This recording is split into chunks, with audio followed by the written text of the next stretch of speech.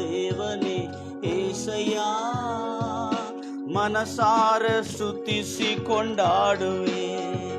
ನೀ ಯುಕ್ತನು ಸರ್ವಶಕ್ತನು, ನೀ ಯುಕ್ತನು ಸರ್ವಶಕ್ತನು, ನಿನ್ನ ಕರುಣೆಗೆ ಕೊನೆಯೇ ಇಲ್ಲ, ನಿನ್ನ ಪ್ರೀತಿಗೆ ಮಿತಿಯೇ ಇಲ್ಲ, ನಿನ್ನ ಕರುಣೆಗೆ ಕೊನೆಯೇ ಇಲ್ಲ, ನಿನ್ನ ಪ್ರೀತಿಗೆ ಮಿತಿಯೇ ಇಲ್ಲ. ಅಹೋ ದಿನ ದಿನವೂ ಹೊಸದಾಗಿವೆ, ಅಹೋ ದಿನ ದಿನವೂ ಹೊಸದಾಗಿವೆ. ಮನಮರುಗುವ ದೇವನೇ ಏಸಯ್ಯ, ಮನಸಾರೆ ಸ್ತುತಿಸಿ ಕೊಂಡಾಡುವೆ. ಮನಮರುಗುವ ದೇವನೇ ಏಸಯ್ಯ, ಮನಸಾರೆ ಸ್ತುತಿಸಿ ಕೊಂಡಾಡುವೆ. ನಿಜವಾಗಿ ನಮ್ಮಯ ಕಷ್ಟಗಳ ಹೊತ್ತುಕೊಂಡು ದುಃಖಗಳ ಸಹಿಸಿಕೊಂಡೆ, ಕಷ್ಟಗಳ ಹೊತ್ತುಕೊಂಡು ದುಃಖಗಳ ಸಹಿಸಿಕೊಂಡೆ, ನಮ್ಮ ದುಃಖಗಳ ಸಹಿಸಿಕೊಂಡೆ, ನಮ್ಮ ದುಃಖಗಳ ಸಹಿಸಿಕೊಂಡೆ. ನೀ ಯುಕ್ತನು ಸರ್ವಶಕ್ತನು, ನೀ ಯುಕ್ತನು ಸರ್ವಶಕ್ತನು, ನಿನ್ನ ಕರುಣೆಗೆ ಕೊನೆಯೇ ಇಲ್ಲ, ನಿನ್ನ ಪ್ರೀತಿಗೆ ಮಿತಿಯೇ ಇಲ್ಲ. ಓ ನಿನ್ನ ಕರುಣೆಗೆ ಕೊನೆಯೇ ಇಲ್ಲ, ನಿನ್ನ ಪ್ರೀತಿಗೆ ಮಿತಿಯೇ ಇಲ್ಲ. ಓ ದಿನ ದಿನವೂ ಹೊಸದಾಗಿವೆ, ಓ ದಿನ ದಿನವೂ ಹೊಸದಾಗಿವೆ. ಮನಮರುಗುವ ದೇವನೇ ಏಸಯ್ಯ, ಮನಸಾರೆ ಸ್ತುತಿಸಿ ಕೊಂಡಾಡುವೆ. ಮನಮರುಗುವ ದೇವನೇ ಏಸಯ್ಯ, ಮನಸಾರೆ ಸ್ತುತಿಸಿ ಕೊಂಡಾಡುವೆ. ಹಾಲೆಲೂಯಾ. ಮಹೋನ್ನತನೇ ಕರುಣಾಮಯನಾದ ದೇವರೇ, ನಿನಗೆ ಸ್ತೋತ್ರ ಕರ್ತನೆ. ಸರ್ವಶಕ್ತನು, ನಿಜವಾದ ಸರ್ವಶಕ್ತನು, ಆತನು ಯುಕ್ತನು, ಆತನ ಕರುಣೆಗೆ ಕೊನೆ ಇಲ್ಲ, ಆತನ ಪ್ರೀತಿಗೆ ಮಿತಿ ಇಲ್ಲ. ಯಾವ ಭೇದ ಭಾವ, ಯಾವ ಮತಭೇದ, ಬಣ್ಣ, ಭಾವ ಭೇದಗಳು ಇಲ್ಲದೆ ಆತನು ಎಲ್ಲರನ್ನೂ ಏಕರೀತಿಯಿಂದ ನೋಡಿ ಪ್ರತಿಯೊಬ್ಬರನ್ನು ಪ್ರೀತಿಸತಕ್ಕಂಥವನು, ಪ್ರತಿಯೊಬ್ಬರಿಗೆ ನ್ಯಾಯ ಮಾಡತಕ್ಕಂಥ ಶಕ್ತನಾಗಿರ್ತಕ್ಕಂಥ ದೇವರು, ಕರುಣಾಮಯನಾಗಿರ್ತಕ್ಕಂಥ ದೇವರು, ಸರ್ವಶಕ್ತನಾಗಿರ್ತಕ್ಕಂಥ ದೇವರಾಗಿರ್ತಕ್ಕಂಥ ಆ ಏಸಯ್ಯನ ಕುರಿತು ನಾನು ಅನೇಕ ಕಾರ್ಯಗಳು ನಿಮ್ಮ ಸಮ್ಮುಖದಲ್ಲಿ ತಂದು ನಾನು ತಿಳಿಸಬೇಕೆಂಬುದಾಗಿ ಬಯಸ್ತಾ ಇದ್ದೇನೆ. ಹಾಲೆಲೂಯಾ. ಸ್ತೋತ್ರ. ದೇವರ ನಾಮಕ್ಕೆ ಮಹಿಮೆ ಉಂಟಾಗಲಿ. ನೀವೆಲ್ಲರೂ ಎಷ್ಟು ಆಸಕ್ತಿಯಿಂದ ಈ ಒಂದು ಕಾರ್ಯಕ್ರಮವನ್ನು ವೀಕ್ಷಿಸ್ತಾ ಇದ್ರಿ.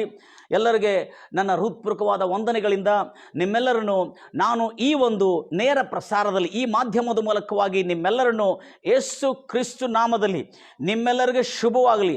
ನಿಮ್ಮ ಎಲ್ಲ ಕಷ್ಟಗಳ ದಿನಗಳು ಸಮಾಪ್ತವಾಗಲಿ, ವ್ಯಾಧಿಗಳು ಪೂರ್ಣವಾಗಿ ಗುಣಮುಖರಾಗಲಿ ಮತ್ತು ನಿಮ್ಮ ಬಡತನವು ಪರಿಪೂರ್ಣವಾಗಿ ಬಿಡುಗಡೆಯಾಗಲಿ ಎಂಬುದಾಗಿ ಹಾರೈಸುತ್ತಾ ನಿಮಗಾಗಿ ಒಂದು ಚಿಕ್ಕ ಪ್ರಾರ್ಥನೆ ಮಾಡಿ, ನಾನು ಅಬ್ರಾಮನ ಜೀವನದಲ್ಲಿ ಐಗುಪ್ತ ದೇಶದಲ್ಲಿ ಹೋಗಿರುವಾಗ ಅಬ್ರಾಮನ ಇತಿಹಾಸದಲ್ಲಿ ನಾವು ನೋಡ್ತಾ ಇದ್ದೇವೆ. ಎಲ್ ಶಡಾಯ್ ಆದ ದೇವರು, ಸರ್ವಶಕ್ತನಾದ ದೇವರು, ಯಾವ ಮತಭೇದವಿಲ್ಲದೆ, ಯಾವ ಜಾತಿ ಅಥವಾ ಯಾವ ಗೋತ್ರದವರು ಅಥವಾ ಯಾವ ಪಂಗಡದವನು, ಯಾವ ಬಣ್ಣದವನು ಅನ್ನತಕ್ಕಂಥ ಅಥವಾ ಮುಟ್ಟಲಾರದಂಥ ವ್ಯಕ್ತಿಗಳು, ಟಚ್ ಆ್ಯಂಡ್ ಅನ್ಟಚಬಿಲಿಟಿ, ಇಂಥ ವ್ಯಕ್ತಿಗಳನ್ನು ನಾವು ನೋಡ್ತಾ ಇದ್ದೇವೆ. ಆದರೆ ಕರ್ತನು ಒಡೆಯನು ಯಾವ ಭೇದ ಇಲ್ಲದೆ, ಯಾವ ಮತಭೇದ ಇಲ್ಲದೆ, ಭಿನ್ನತೆ ಇಲ್ಲದೆ ಎಲ್ಲರನ್ನು ಏಕರೀತಿಯಿಂದ ಅವರಿಗೆ ನ್ಯಾಯವನ್ನು ಮಾಡಿದ್ದಾನೆ. ಹಲ್ಲೆಲೂಯಾ. ಏಕ ರೀತಿಯಿಂದ ಯಾರನ್ನು ಕೂಡ ಅನ್ಯಾಯವಾಗಿ ತೀರ್ಪು ಮಾಡಿಲ್ಲ. ಆತನು ನ್ಯಾಯ ತೀರ್ಪನ್ನು, ನ್ಯಾಯ ನಿರ್ಣಯವನ್ನು ಕೊಟ್ಟಿದ್ದಾನೆ, ನೀತಿ ನಿರ್ಣಯವನ್ನು ಕೊಟ್ಟಿದ್ದಾನೆ ಹೊರತು ಕೆಡಕರಾದ ನಿರ್ಣಯವನ್ನು ಕೊಡಲಿಲ್ಲ. ಅದಕ್ಕಾಗಿ ಇವತ್ತು ಒಂದು ವ್ಯತ್ಯಾಸವಾದ ಸಂಗತಿ ನಾವು ಕೇಳಲಿಕ್ಕಿದ್ದೇವೆ. ಅದೇನೆಂದರೆ ಐಗುಪ್ತ ದೇಶದ ಒಂದು ಉತ್ತಮವಾದಂಥ ರಹಸ್ಯ ನಾವು ಕೇಳಲಿಕ್ಕಿದ್ದೇವೆ. ಪ್ರಾರ್ಥಿಸೋಣ. ನಮ್ಮನ್ನ ಕಾಯ್ದು ಕಾಪಾಡಿ ನಮ್ಮನ್ನು ಪ್ರೀತಿಸಿರೋ ನಮ್ಮ ತಂದೆಯಾದ ದೇವರಿಗೆ ಸ್ತೋತ್ರದಲ್ಲಿ ಕರ್ತನೆ, ನನ್ನನ್ನು ವೀಕ್ಷಿಸ್ತಿರ್ತಕ್ಕಂಥ ನಮ್ಮ ಸಭೆಯಲ್ಲಿ ಕೂತಿರ್ತಕ್ಕಂಥ ಎಲ್ಲರ ಕರ್ತನೆ, ಇವತ್ತು ನಿನ್ನ ವಾಕ್ಯಗಳಿಂದ ಅವರ ಹೃದಯಗಳನ್ನು ಮುಟ್ಟಿ ಅವರನ್ನು ಗುಣಪಡಿಸಿ, ದೇವರು ಪ್ರತಿಯೊಬ್ಬರನ್ನು ತನ್ನ ದೃಷ್ಟಿಯಲ್ಲಿ ಏಕಭಾವದಲ್ಲಿ ಏಕ ರೀತಿಯಲ್ಲಿ ನೋಡತಕ್ಕಂಥವನು, ಏಕ ರೀತಿಯಲ್ಲಿ ಅವರಿಗೆ ತೀರ್ಪು ಮಾಡ್ತಕ್ಕಂಥವ್ರು, ಪ್ರತಿಯೊಬ್ಬರು ಆತನ ದೃಷ್ಟಿಯಲ್ಲಿ ಸಮಾನರಾಗಿದ್ದಾರೆ ಅನ್ನತಕ್ಕಂಥವನ್ನು ನೋಡ್ತಾ, ಆತನು ಸರ್ವಶಕ್ತನಾಗಿದ್ದರೂ ಕೂಡ ಯಾವ ಕೇಡು ಯಾವ ಅನ್ಯನಿಗಾಗಲಿ ಅಥವಾ ಸ್ವಕೀಯ ಪ್ರದೇಶಕ್ಕಾಗಲಿ ಆತನು ಮಾಡಲಿಲ್ಲ ಅನ್ನತಕ್ಕಂಥ ಸತ್ಯವನ್ನು ನಾವು ನೋಡ್ತಾ ಇದ್ದೇವೆ ರಾಜ. ಅದಕ್ಕಾಗಿ ಇವತ್ತಿನ ಈಜಿಪ್ಟಿನ ಇತಿಹಾಸದಲ್ಲಿ ಒಂದು ಗುಪ್ತವಾದಂಥ ಸಂಗತಿ ಕರ್ತನೆ ಇವತ್ತು ಪವಿತ್ರಾತ್ಮ ಮೂಲಕವಾಗಿ ನಮಗೆ ಬಯಲ್ಪಡಿಸಿದಿ. ಪ್ರಪಂಚದ ಎಲ್ಲ ಜನರು ನಿನ್ನ ನೀತಿ, ನಿನ್ನ ಕರುಣೆ, ನಿನ್ನ ಕೃಪೆ, ಕರುಣೆ ಕರ್ತನೆ, ಮಿತಿಯಿಲ್ಲದ ಕರುಣೆ, ಮಿತಿಯಿಲ್ಲದ ಪ್ರೀತಿ ಜನರೆಲ್ಲರೂ ಇವತ್ತು ಅರಿಯಲಿ ಎಂಬುದಾಗಿ ಹಾರೈಸುತ್ತಾ, ಕ್ರೈಸ್ತವರಿಗೆ ಮಾತ್ರ ಅಲ್ಲ ಯೇಸು ಕ್ರಿಸ್ತು ಲೋಕಕ್ಕೆ ಬಂದಿದ್ದು, ಅಥವಾ ಯಹೂದ್ಯರಿಗೆ ಇಸ್ರಾಯೇಲರಿಗೆ ಮಾತ್ರ ಅಲ್ಲ ಯೇಸು ಕ್ರಿಸ್ತು ಬಂದಿದ್ದು, ಅಥವಾ ಹಗಾರ್ ಮತ್ತು ಇಸ್ಮಾಯಿಲ್ ಸಂತಾನಕ್ಕೆ ಮಾತ್ರ ಅಲ್ಲ ಯೇಸು ಕ್ರಿಸ್ತು ಬಂದಿದ್ದು, ಭೂಲೋಕದ ಎಲ್ಲ ಜನಾಂಗಕ್ಕಾಗಿ ಯೇಸು ಕ್ರಿಸ್ತನು ಬಂದಿದ್ದಾನೆ ಅಂತ ಸತ್ಯವನ್ನು ನಾವು ತಿಳ್ಕೊಳ್ತಾ, ಆತನ ಕೃಪೆ ಆತನ ಕರುಣೆಗೆ ಮಿತಿ ಇಲ್ಲ, ಯಾವ ಭೇದ ಭಾವ ಇಲ್ಲದೆ ಪ್ರತಿಯೊಬ್ಬರನ್ನು ಕನಿಕರ ಕೃಪೆ ಪ್ರೀತಿ ಸತ್ಯವನ್ನು ನಾವು ಇವತ್ತು ಕರ್ತನೆ ಈ ವಾಕ್ಯದ ಮೂಲಕವಾಗಿ, ಈ ಮಾಧ್ಯಮದ ಮೂಲಕವಾಗಿ ಪವಿತ್ರ ಕರ್ತನೆ ಆ ವಾಕ್ಯವನ್ನು ನಮಗೆ ತಿಳಿಸಿ, ನಮ್ಮನ್ನು ಬಲಪಡಿಸಿ, ನಮ್ಮ ಹೃದಯಗಳನ್ನು ಚೈತನ್ಯಗೊಳಿಸಿ ರಾಜ. ನಿನ್ನ ಪ್ರೀತಿ, ನಿನ್ನ ಕರುಣೆ, ನಿನ್ನ ಆ ಒಂದು ಅಪಾರವಾದಂಥ ದಯೆಯನ್ನು ಅರ್ಥ ಮಾಡಿಕೊಳ್ಳುವಂತೆ ನಮಗೆ ಮಾಡೋದಕ್ಕಾಗಿ ಸ್ತೋತ್ರ ರಾಜ. ಕೃಪೆ ಇರಲಿ. ಇಲ್ಲಿ ಸೇರಿ ಬಂದಿರತಕ್ಕಂಥ ನೆರೆದು ಎಲ್ಲ ಪ್ರಿಯ ಮಿತ್ರರು, ಸಹೋದರಿ ಸಹೋದರರು ಎಲ್ಲರಿಗೆ ಶುಭವಾಗಲಿ ಎಂಬುದಾಗಿ ಹಾರೈಸುತ್ತಾ ಯೇಸು ನಾಮದಲ್ಲಿ ಪ್ರಾರ್ಥಿಸಿ ಬೇಡಿ ಹೊಂದಿದ್ದೇನೆ ತಂದೆ, ಆಮೇನ್. I want to tell something briefly in English language. Please, my dear brothers and sisters, kindly listen carefully. I am going to say something is very hidden secret we were not aware or we were not known. Earlier, I had been 29 years in this biblical, theological and teaching and preaching and ministering. But when I have been reading this history of the Egypt, I have seen something great hidden secret in the Egypt. So I want to tell you something in the brief for a few minutes. I would like to tell in English language. Afterwards, I will go to my regional language in Kannada language. So you see there, the Egypt, why I have studied about the Egypt. Do you know, I have seen one scripture which has come 2 or 3 words contains in that scripture. I have seen that outstanding, amazing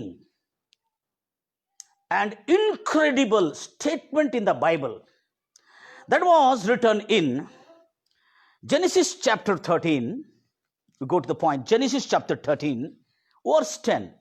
Please take your Bible and please go through Genesis chapter 12, 10 to 20. It's a history of Abraham when he entered into the Egypt. And Genesis chapter 13, 10 says something incredible, amazing things had been stated by Moses, who is the writer of this book. Something is very great. I want to tell you. Come on, read in Kannada language. I would like to read in English language. Come on, if you have any Bibles, kindly you may read in your own language. If you don't have the Bible, doesn't matter. You can listen to me, and I want to study. I would give some briefly. Okay, 13. Genesis 13:10 says something very important thing. And the Lord lifted his eyes and saw all the plain of the Jordan. It was well watered and everywhere before the Lord. See, listen carefully. Before the Lord destroyed Sodom and Gomorrah, like the garden of Lord and like the land of Egypt, as you go towards the Zoar.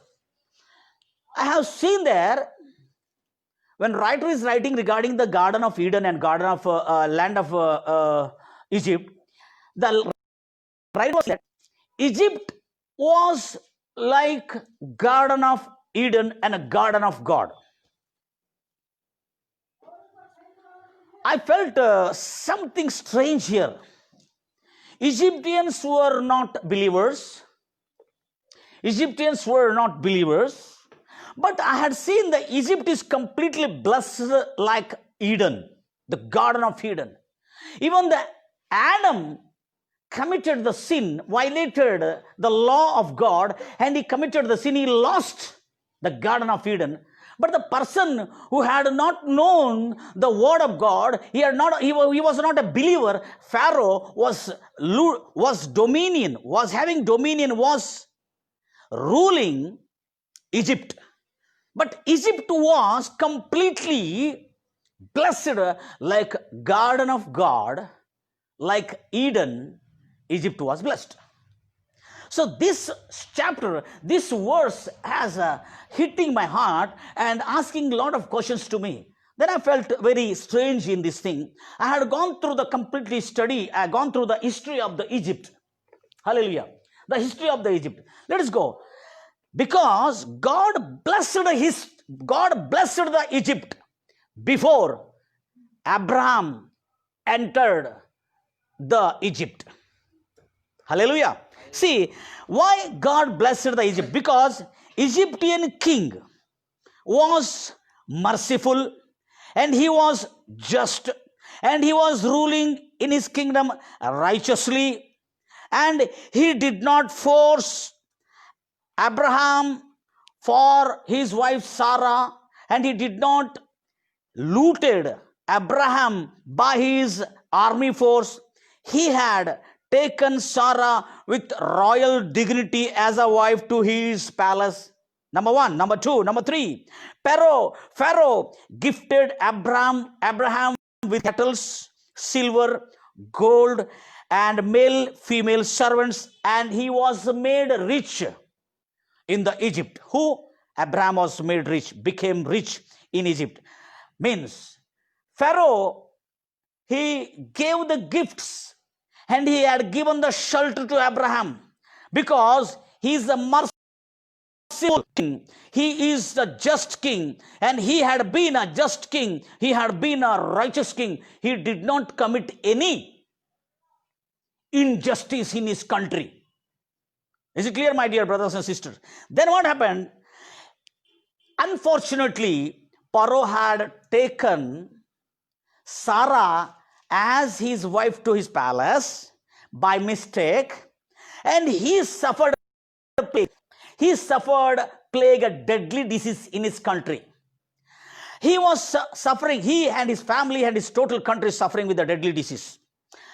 Before he had taken Sarah as a wife to the palace, Egypt was completely blessed and become like Garden of Eden, Garden of Lord. And there is no lack and there is no famine in Egypt, even though Canaanites were suffering with famine and drought, but Egyptians were not suffering with famine because it was blessed like Eden.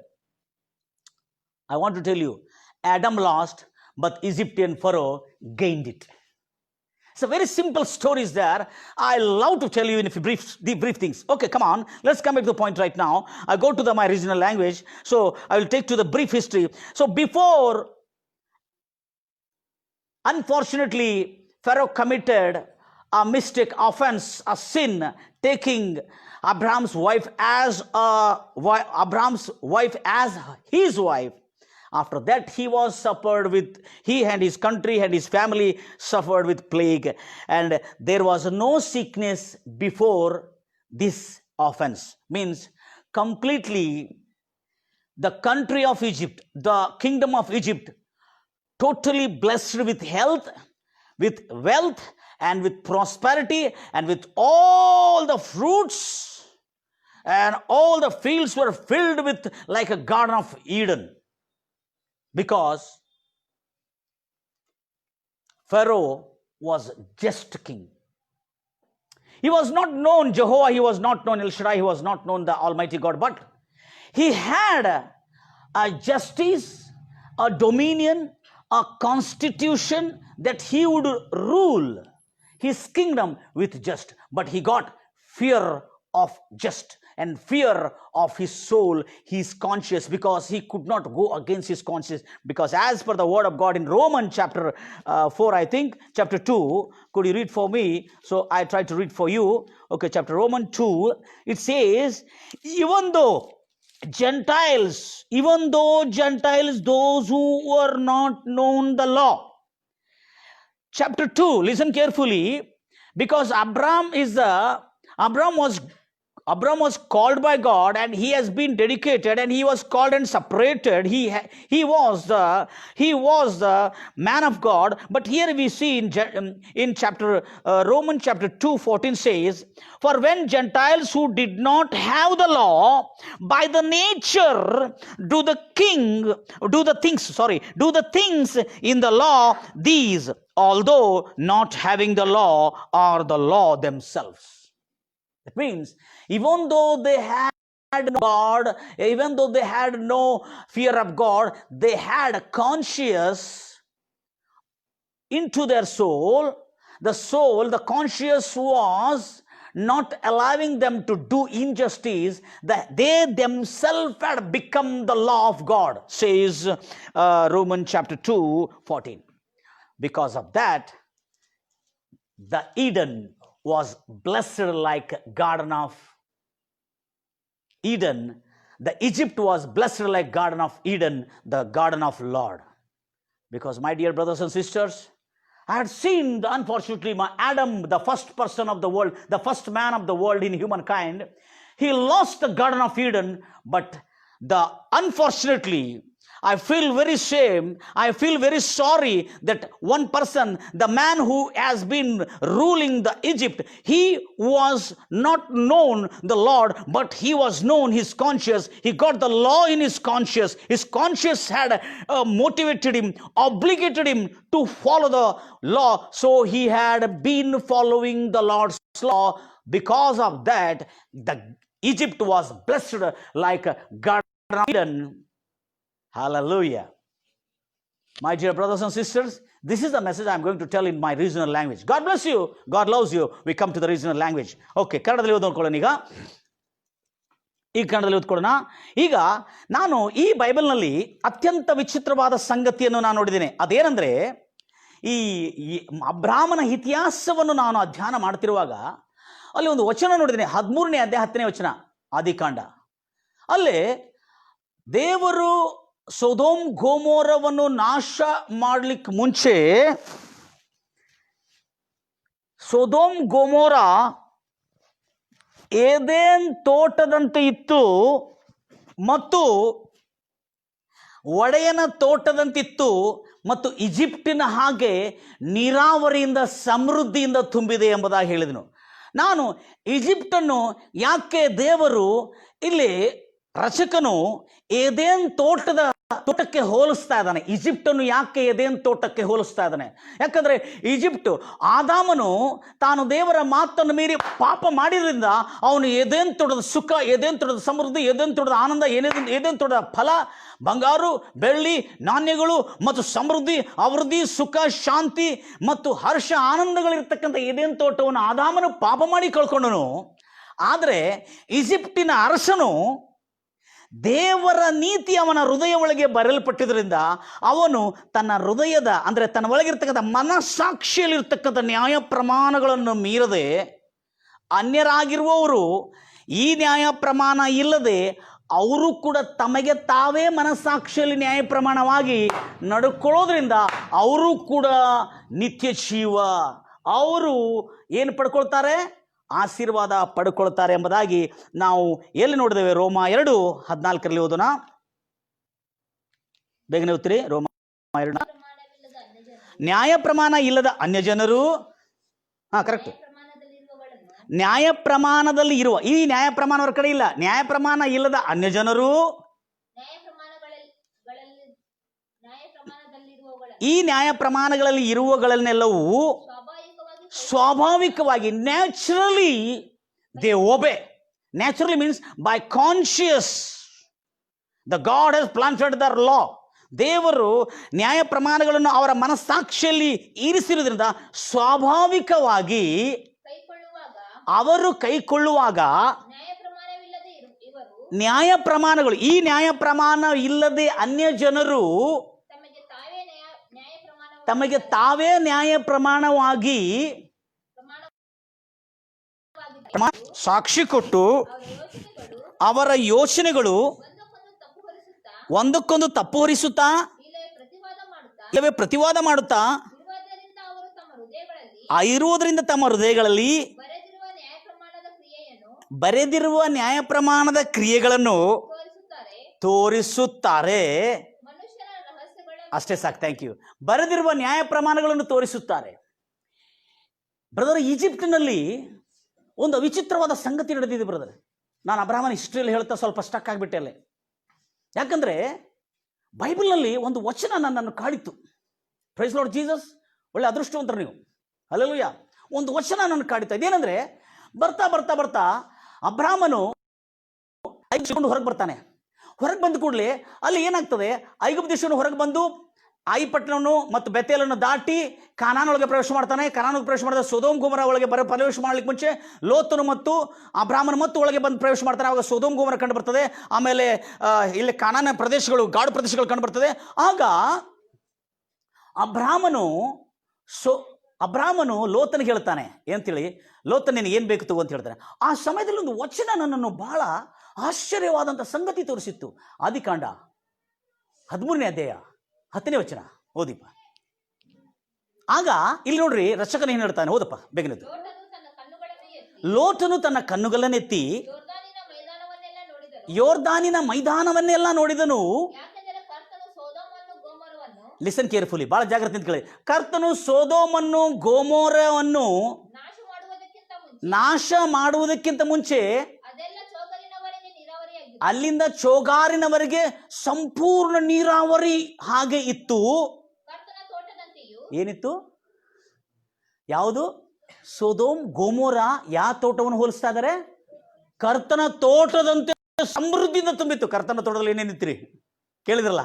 ಬಂಗಾರು, ಗೋಮೇಧಕ ರತ್ನ, ಧೂಪಗಳು ಮತ್ತು ಹಣ್ಣು ಹಂಪಲು, ಎಲ್ಲ ತರದ ಮರಗಳು, ಸಮಾಧಾನ, ಶಾಂತಿ, ಹರ್ಷ, ಸ್ತುತಿಗಾನಗಳು ತೋಟದಲ್ಲಿತ್ತು. ಅದಕ್ಕಾಗಿ ಕರ್ತನ ತೋಟದಂತೆ ಸೊದೋಮ್ ಗೊಮೋರ ಇತ್ತು. ನೆಕ್ಸ್ಟ್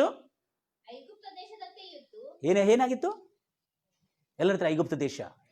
ಇವತ್ತು ನಾನು ಮಾತಾಡೋದಿದೆ ಒಂದು ಕ್ಯಾರೆಕ್ಟರ್ ಸ್ಟೋರಿ ಮೇಲೆ. ಎಲ್ ಶಡಾಯ್ ಆದ ದೇವರು, ಸರ್ವಶಕ್ತನಾದ ದೇವರು ಎಷ್ಟು ನೀತಿವಂತನು, ಎಷ್ಟು ಪ್ರಾಮಾಣಿಕನು ಯಾರೇ ಇರಲಿ ಬ್ರದರ್, ಐಗುಪ್ತ ದೇಶವನ್ನು ಎದಕ್ಕೆ ಹೋಲಿಸ್ತಾ ಇದ್ದಾನೆ? ಏದೇನ್ ತೋಟದಂತೆ ಇತ್ತಂತ ಹೇಳ್ತಾ ಇದ್ದಾನೆ. Is it clear brother? ಸ್ವಲ್ಪ ನಾವು ಅಧ್ಯಯನ ಮಾಡೋಣ. ಏದೇನ್ ತೋಟದಂತೆ ಇತ್ತಂದ್ರೆ, ಆದಾಮನು ಪಾಪ ಮಾಡಿ ಏದೇನ್ ತೋಟವನ್ನು ಕಳ್ಕೊಂಡಿದ್ದಾನೆ, ದೇವರ ತೋಟವನ್ನು ಕಳ್ಕೊಂಡಿದ್ದಾನೆ, ನಷ್ಟವಾಗಿದ್ದಾನೆ. ಆದರೆ ಐಗುಪ್ತ ದೇಶವು ಏದೇನ್ ತೋಟದಂತೆ ಇತ್ತಂದ್ರೆ, ಅಲ್ಲಿರುವ ಫರೋ ಅರಸನು ಹೇಗಿದ್ದ?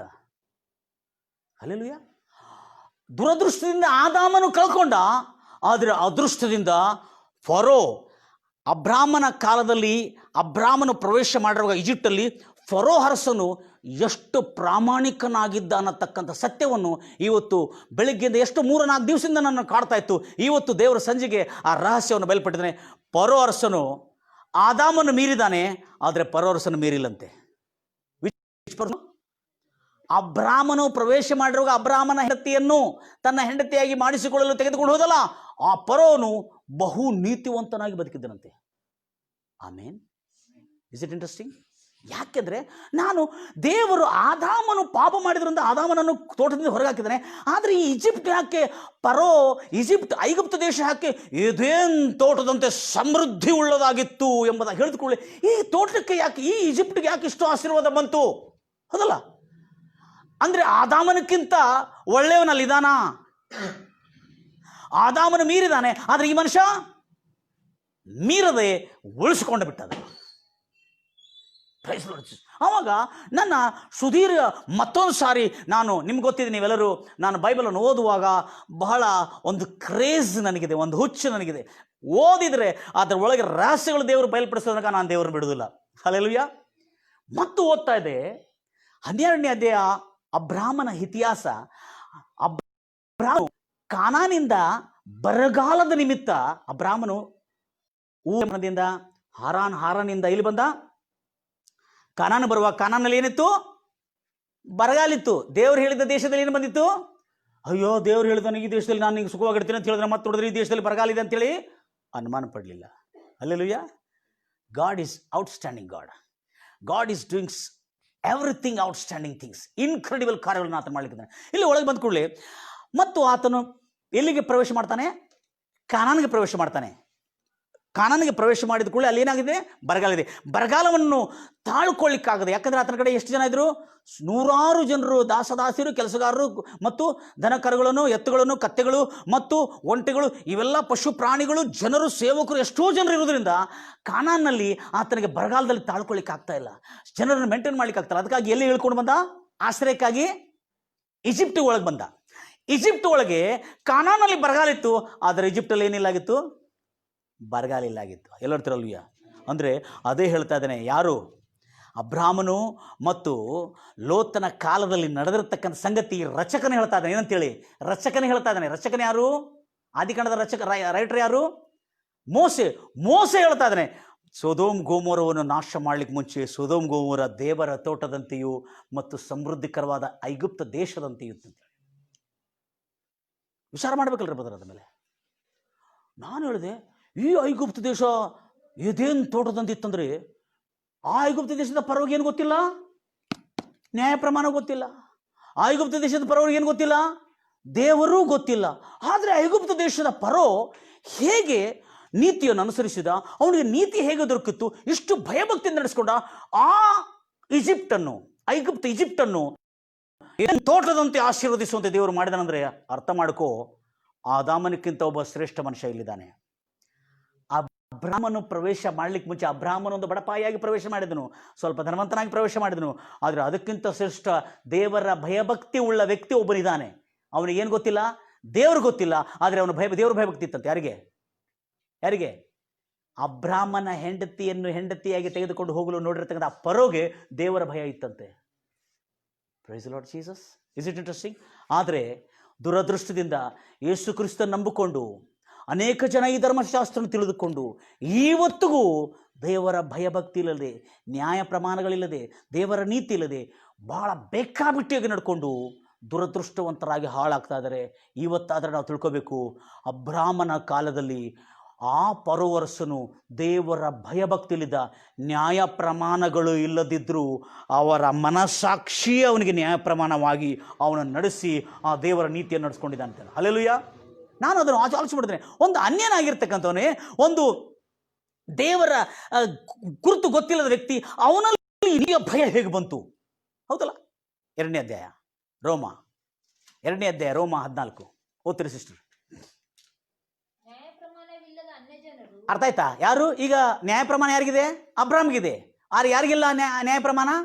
ಈಜಿಪ್ಟಿನ ಪರೋವರ್ಸನಿಗೆ ನ್ಯಾಯ ಪ್ರಮಾಣ ಇಲ್ಲ. ನ್ಯಾಯ ಪ್ರಮಾಣ ಇಲ್ಲದ ಅನ್ಯನಾಗಿರ್ತಕ್ಕಂಥ ಫರೋ, ಅನ್ಯ ಜನರು ನ್ಯಾಯ ಪ್ರಮಾಣದಲ್ಲಿ ನೋಡ್ರಿ, ಈ ನ್ಯಾಯ ಪ್ರಮಾಣದಲ್ಲಿ ಇರುವವುಗಳನ್ನು ಸ್ವಾಭಾವಿಕವಾಗಿ ನ್ಯಾಚುರಲಿ ಅಂತ ಹೇಳಿದೆ. ನ್ಯಾಚುರಲಿ ಸ್ವಾಭಾವಿಕವಾಗಿ ಅವರ ಮನಸ್ಸಾಕ್ಷಿಯ ಮೂಲಕ, ಆ ಮನಸ್ಸಾಕ್ಷಿಯ ಭಯದಿಂದ ಅವರು ಅದನ್ನು ಕೈಗೊಳ್ತಾರೆ. ಅದನ್ನು ಕೈಗೊಳ್ತಾರಂತೆ ನ್ಯಾಯ ಪ್ರಮಾಣಗಳು. ಅಂತ ಕಾರ್ಯ ಯಾರಲ್ಲಿತ್ತು? ಅಬ್ರಾಮನ ಕಾಲದಲ್ಲಿ ಪರೋವಿನ ಜೀವನದಲ್ಲಿ ಅಷ್ಟು ನೀತಿ, ನ್ಯಾಯ, ಪ್ರಾಮಾಣಿಕತ್ವದಿಂದ ಆತ ನಡೆಸ್ತಾ ಇದ್ದಂಥ ಕಿಂಗ್ಡಮ್. ಆಮೇನ್. ಏನು ಆಧಾರ ಇದೆ? ಭಾಳ ಜಾಗ್ರತೆಯಿಂದ ಕೇಳ್ತೀರಿ. ಕಾನಾನಲ್ಲಿ ಕಡು ಬರಗಾಲ ಇತ್ತು, ಘೋರ ಬರಗಾಲ ಇತ್ತು. ಆದರೆ ಈಜಿಪ್ಟ್ನಲ್ಲಿ ಏನಿಲ್ಲ? ಬರಗಾಲ ಇಲ್ಲ. ಸಮೃದ್ಧಿಯಿಂದ ಹೇಗೆ ತುಂಬಿತ್ತು? ಏದೇನ್ ತೋಟದ ಸಮೃದ್ಧಿ ಅಲ್ಲೆಲ್ಲ ಇತ್ತಂತೆ. ಏದೇನ್ ತೋಟದಲ್ಲಿ ಏನೇನಿತ್ರಿ? ಎಲ್ಲ ಹೇಳ್ತಿರಲ್ವ? ಏದೇನ್ ತೋಟದಲ್ಲಿ ಏನೇನಿತ್ರಿ? ನಾವು ತಿಳ್ಕೊಂಡಿದ್ದೇವೆ ಏದೇನ್ ತೋಟದಲ್ಲಿ ಎಲ್ಲ ಥರದ ಮರದ ಹಣ್ಣುಗಳು. ಏದೇನ್ ತೋಟದಲ್ಲಿ ಇರುವುದನ್ನು ತಿಳ್ಕೊಂಡ್ರೆ ಇವತ್ತು ನಾವು ಸುಖವಾದಂಥ ಜೀವನ ಮಾಡಬಹುದು. ಮತ್ತು ತಿರುಗಿ ಕೊಟ್ಟಿದ್ದಾನೆ ಯೇಸು ಕ್ರಿಸ್ತ ಮೂಲಕವಾಗಿ. 51ನೇ ಅಧ್ಯಾಯ ಯೆಶಾಯ ಪ್ರವಚನ ಪುಸ್ತಕ 1, 2, 3. ಏದೇನ್ ತೋಟದಲ್ಲಿ ಇರತಕ್ಕಂಥ ಕೆಲವು ರಹಸ್ಯಗಳು ಯೆಶಾಯ ಪ್ರವಾಚಕನ ಪುಸ್ತಕದಲ್ಲಿ ಬರೆಯಲ್ಪಟ್ಟಿದೆ. ನನ್ನ ಪ್ರಿಯ ಸಹೋದರಿ ಸಹೋದರರೇ, ಬಹಳ ಜಾಗ್ರತೆಯಿಂದ ಕೇಳ್ತೀರಿ. ಈಜಿಪ್ಟಿನಲ್ಲಿರ್ತಕ್ಕಂಥ ಅಬ್ರಾಮನ ಇತಿಹಾಸದಲ್ಲಿ ಸರ್ವಶಕ್ತನಾದ ದೇವರು, ಐಗುಪ್ತ ದೇಶವು ಏದೇನ್ ತೋಟದಂತೆ ಇತ್ತಂದ್ರೆ ಆ ಏದೇನ್ ತೋಟದಂತೆ ಇರುವಂತಹ ಸಮೃದ್ಧಿಕರವಾದಂಥ ಈಜಿಪ್ಟಿನಲ್ಲಿ ಏದೇನ್ ಹೇಗಿತ್ತು, ಏದೇನ್ ತೋಟದಂತೆ ಈಜಿಪ್ಟ್ ಇದೆ ಅಂದ್ರೆ ಈಜಿಪ್ಟಿನ ಅರಸನು ಎಷ್ಟು ಭಯಭಕ್ತಿಯಿಂದ ಇದ್ದಾನತಕ್ಕಂಥ ಸಂಗತಿಯನ್ನು ಕೇಳ್ಕೊಳ್ಳೋಣ. ಅನೇಕ ಭೂಲೋಕದ ಭಕ್ತರು ದೇವರ ಭಯ ಇಲ್ಲದೆ ಬೇಕಾಬಿಟ್ಟಿಯಾಗಿ ಪಾಪ ಮಾಡಿಕೊಂಡು ದೇವರು ಕೊಟ್ಟಿರ್ತಕ್ಕಂಥ ಸುಖ ಜೀವನ, ಏದೇನ್ ತೋಟದಂಥ ಸಮೃದ್ಧಿ ಜೀವನ ಇವತ್ತಿಗೂ ವಂಚಿತರಾಗ್ತಾ ಇದ್ದಾರೆ. ಒಂದು ದೇವರ ಧರ್ಮಶಾಸ್ತ್ರ ಇಲ್ಲದ, ನ್ಯಾಯ ಪ್ರಮಾಣ ಇಲ್ಲದ ಒಂದು ಅನ್ಯನಾಗಿರ್ತಕ್ಕಂಥ ಫರೋ ಅರಸನು ಎಷ್ಟು ದೇವರಿಗೆ ಭಯಪಟ್ಟನು ಎಂಬುದಾಗಿ ನೋಡೋಣ. ಏದೇನ್ ತೋಟ ಅಂದ್ರೆ ಹೇಗೆ ಅನ್ನೋದು ನೋಡೋಣ. ಓದಿ ಮೊದಲನೇ ವಚನ. ಸದ್ಧರ್ಮ ನಿರತರಾದ ಯೆಹೋವನ ಭಕ್ತರೇ, ಯೆಹೋವನ ಭಕ್ತರೇ, ನನ್ನ ಮಾತನ್ನು ಕೇಳಿರಿ. ನೀವು ಯಾವ ಬಂಡೆಯೊಳಗಿಂದ ಒಡೆದು ತೆಗೆಯಲ್ಪಟ್ಟಿದ್ರು, ಯಾವ ಗುಂಡಿಯಿಂದ ತೋಡಲ್ಪಟ್ಟಿರಿ, ಯಾವ ಕಸರ ಗುಂಡಿಯಿಂದ ಹೊರಗೆ ತೆಗೆಯಲ್ಪಟ್ಟಿದ್ರು ಎಂಬುದನ್ನು ನೋಡಿರಿ. ನಿಮ್ಮ ಪಿತೃವಾದ ಅಬ್ರಾಮನನ್ನು, ನಿಮ್ಮ ರಾಷ್ಟ್ರಪಿತ, ಇದು ಸರಳ ಕನ್ನಡದಲ್ಲಿ ಪ್ರಾಚೀನ ಕನ್ನಡದಲ್ಲಿ ಪಿತೃ ಅಂತ ಹೇಳಲಾಗಿದೆ, ನಮ್ಗೆ ಅರ್ಥ ಆಗಲ್ಲ. ನಿಮ್ಮ ರಾಷ್ಟ್ರಪಿತವಾಗಿರ್ತಕ್ಕಂಥ ಅಬ್ರಹಾಮನು ಅಂತ ಓದಬೇಕು ಇದನ್ನು. ಅಬ್ರಾಮನನ್ನು, ನಿಮ್ಮನ್ನು ಹೆತ್ತ ಸಾರಳನ್ನು ಸ್ವಲ್ಪ ಗಮನಿಸಿರಿ, ಧ್ಯಾನಿಸಿರಿ. ಅಬ್ರಾಮನು ಒಬ್ಬನೇ ಇದ್ದಾಗ ನಾನು ಆತನನ್ನು ಕರೆದು ಆಶೀರ್ವದಿಸಿ ಸಂತಾನದಿಂದ ಆತನನ್ನು ಹೆಚ್ಚಿಸಿದನಲ್ಲವೇ. ಯೆಹೋವನು ಸಿಯೋನನ್ನು ಅಂದ್ರೆ ಆಗಿನ ಕಾಲದಲ್ಲಿ ಅಬ್ರಾಮನು ಬರಡು ಭೂಮಿ ಅಂದ್ರೆ ಕಾಡು ಪ್ರದೇಶ, ಕೊರಕಲಿದ್ದಂಥ ಕಾಡು ಪ್ರದೇಶ ತಗೊಂಡು ಬಿಟ್ಟಿದ್ದಾನೆ. ಯಾಕಂದ್ರೆ ಸೊದೋಮ್ ಗೋಮೋರ ಯಾರು ತಗೊಂಡ್ರು? ಲೋತನ್ ತಗೊಂಡ. ಬರಡು ಅಂದ್ರೆ ಕಾಡು ಪ್ರದೇಶ, ಎಲ್ಲ ಕಾಡು ಪ್ರದೇಶವನ್ನು ಯಾರು ಕೊಟ್ಟರು?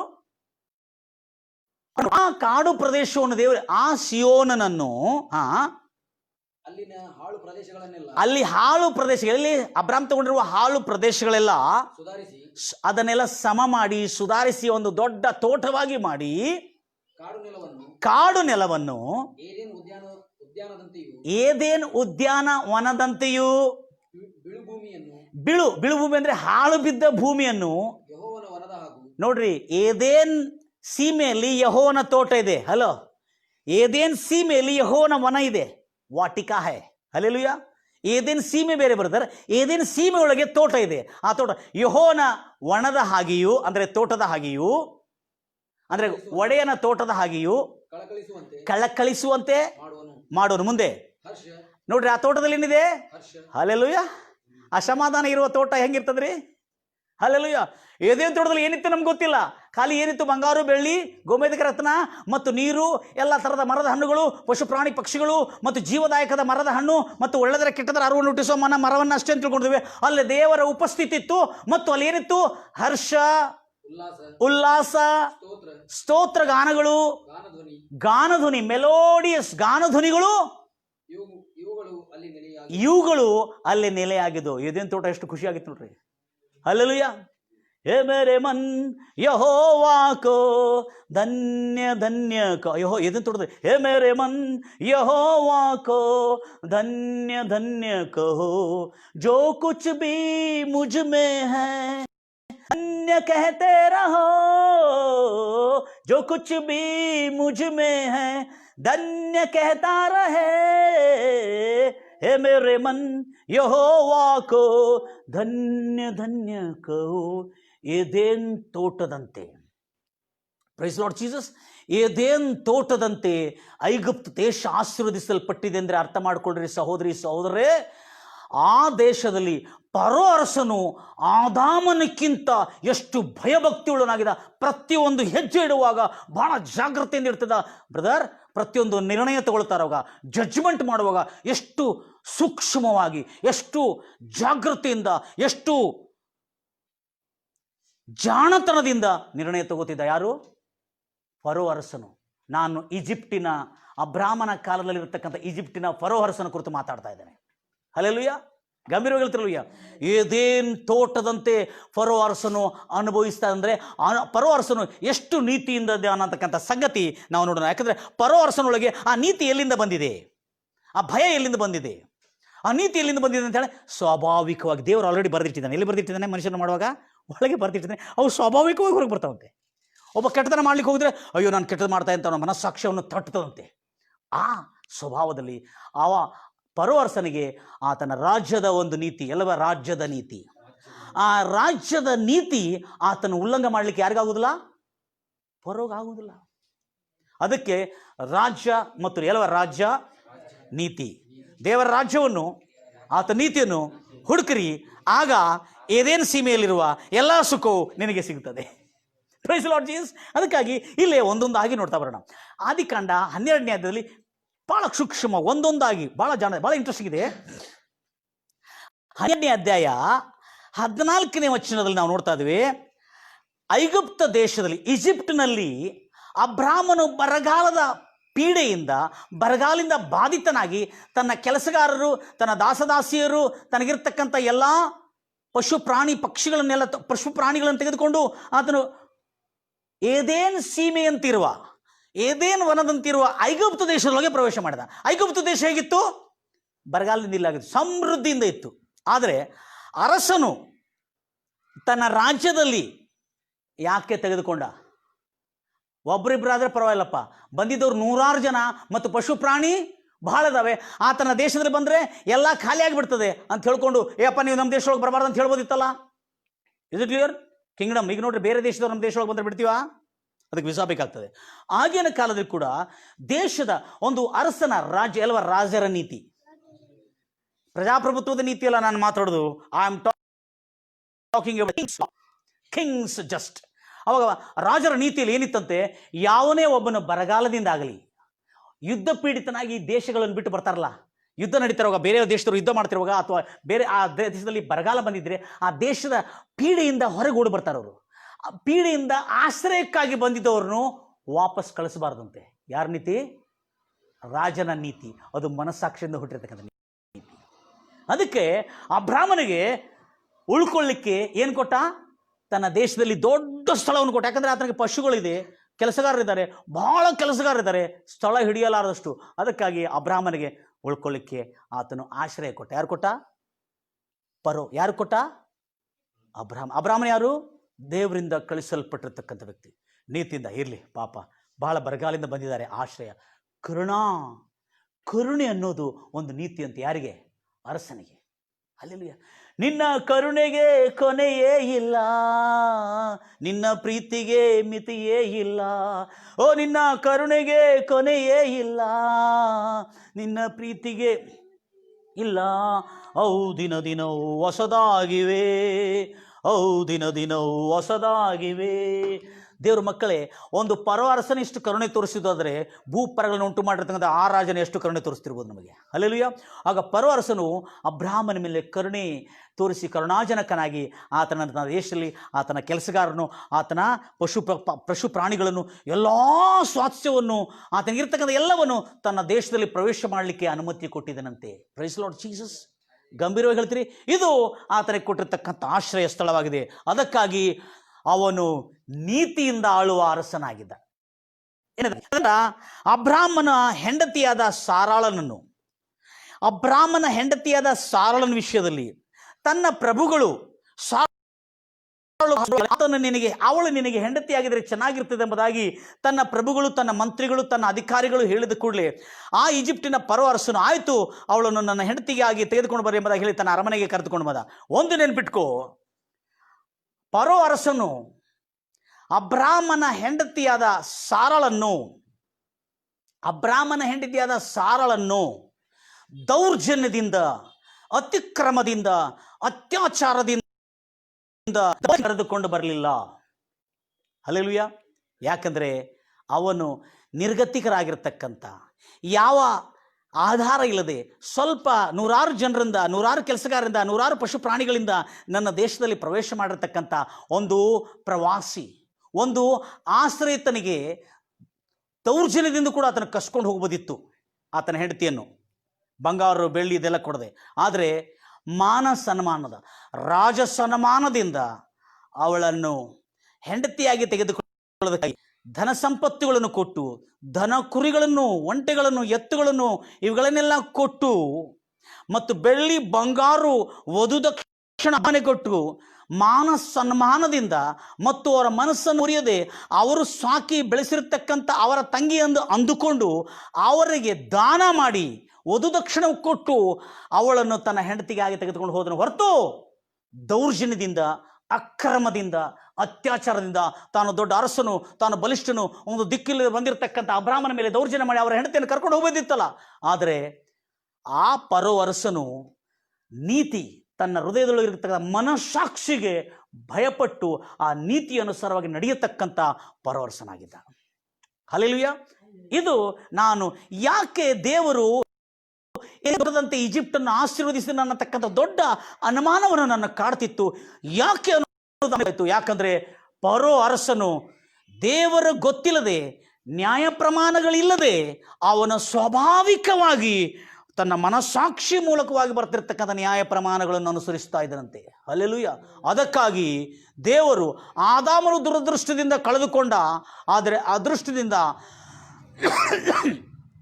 ಈಜಿಪ್ಟಿನ ಅಬ್ರಾಹ್ಮನ ಕಾಲದಲ್ಲಿ ಈಜಿಪ್ಟಿನ ಪರೋ ಅರಸನು ಆ ಆದಾಮನ ತೋಟದಲ್ಲಿರ್ತಕ್ಕಂಥ ಸುಖ ಐಗುಪ್ತ ದೇಶಕ್ಕೆ ಇಳಿದು ಬಂದಿದ್ದಂದರೆ ದೇವರ ನೀತಿ, ದೇವರ ನ್ಯಾಯ ಪ್ರಮಾಣಗಳಲ್ಲಿ ದೇವರು ಕೊಟ್ಟಿರ್ತಕ್ಕಂಥ ಆ ಒಂದು ನೀತಿ, ನ್ಯಾಯಗಳು, ಕಟ್ಟಳೆಗಳು, ಆಜ್ಞೆಗಳು ಎಷ್ಟು ಬಲವಾಗಿದೆ ಎಂಬುದಾಗಿ ನಾವು ಕಾಣುತ್ತೇವೆ. Praise Lord Jesus. ಭಾಳ ಜನರು ಹೇಳ್ತಾರೆ ನೀತಿಯ ನ್ಯಾಯ ಪ್ರಮಾಣಗಳು ಅನುಸರಿಸುವುದಿಲ್ಲ, ಅದು ಹೋಯಿತು ಯೇಸು ಕ್ರಿಸ್ತನ ಕಾಲದಲ್ಲಿ, ಇನ್ನು ಮುಂದೆ ನ್ಯಾಯ ಪ್ರಮಾಣ ಅನುಸರಿಸುವುದಿಲ್ಲ ಅಂತ ಹೇಳ್ತಾರೆ. ಇಲ್ಲ ಇಲ್ಲ, ಯೇಸು ಕ್ರಿಸ್ತನು ಸ್ಪಷ್ಟವಾಗಿ ಹೇಳಿದ್ದಾನೆ ಮತ್ತಾಯ ಸುವಾರ್ತೆ 5ನೇ ಅಧ್ಯಾಯದಲ್ಲಿ, ನಾನು ನ್ಯಾಯ ಪ್ರಮಾಣಗಳನ್ನು ಇಲ್ಲ. ನನ್ನ ಪ್ರಿಯ ಸ್ನೇಹಿತರೆ, ನನ್ನ ಪ್ರಿಯ ಸಹೋದರಿ ಸಹೋದರೇ, ನನ್ನ ಪ್ರಿಯ ಎಲ್ಲ ಥಿಯಲಾಜಿಸ್ಟ್ಗಳೇ, ಥಿಯಲಾಜಿಕಲ್ ಇರ್ತಕ್ಕಂಥ ಥಿಯಲಾಜಿಕಲ್ ತಜ್ಞರೇ, ಯೇಸು ಕ್ರಿಸ್ತನು ನ್ಯಾಯ ಪ್ರಮಾಣಗಳನ್ನು ತೆಗೆದು ಹಾಕಲಿಕ್ಕೆ ಅಥವಾ ಅಳಿಸಿಬಿಡಲಿಕ್ಕೆ, ನಾಶ ಮಾಡಲಿಕ್ಕೆ ಬಂದಿಲ್ಲ, ಅವುಗಳನ್ನು ತಾನೂ ಕೂಡ ನೆರವೇರಿಸಿದ್ದಾನೆ. ಮತ್ತಾಯ ಸುವಾರ್ತೆ 5ನೇ ಅಧ್ಯಾಯದಲ್ಲಿ ನಾವು ನೋಡ್ತೇವೆ ಸಂಕ್ಷಿಪ್ತವಾಗಿ. ಮತ್ತಾಯ ಸುವಾರ್ತೆ 5ನೇ ಅಧ್ಯಾಯದಲ್ಲಿ ಅದಕ್ಕಾಗಿ ಅನೇಕ ಜನರು ಮಾರಕ ರೋಗಗಳು, ಮಾರಕ ವ್ಯಾಧಿಗಳಿಗೆ ಪೀಡಿತರಾಗಿ ನಾಶವಾಗ್ತಾ ಇದ್ದಾರೆ. ದೇವರನ್ನು ನ್ಯಾಯ ಪ್ರಮಾಣಗಳನ್ನು ತಿಳಿದುಕೊಂಡು ಕೂಡ ದೇವರ ನ್ಯಾಯ ಪ್ರಮಾಣವನ್ನು ಅನುಸರಿಸಿ ದೇವರಲ್ಲಿ ಭಯಭಕ್ತಿ ಇಲ್ಲದಂತೆ ಬಾಳತಕ್ಕಂಥ ಅನೇಕ ಜನರು ನಾಶವಾಗ್ತಾರೆ. ಮತ್ತಾಯ ಸುವಾರ್ತೆ 5ನೇ ಅಧ್ಯಾಯ ಎಷ್ಟು ವಚನ ಪದ? 16 ಓದ್ರಿ, ಓದಪ್ಪ. 18 ಹಾಂ. ಯಾಕೆಂದರೆ ಹಾಂ, ನಿಮಗೆ ಸತ್ಯವಾಗಿ ನಿಜ ನಿಜವಾಗಿ ನಾನು ಹೇಳುತ್ತೇನೆ, ಆಕಾಶವು ಭೂಮಿಯು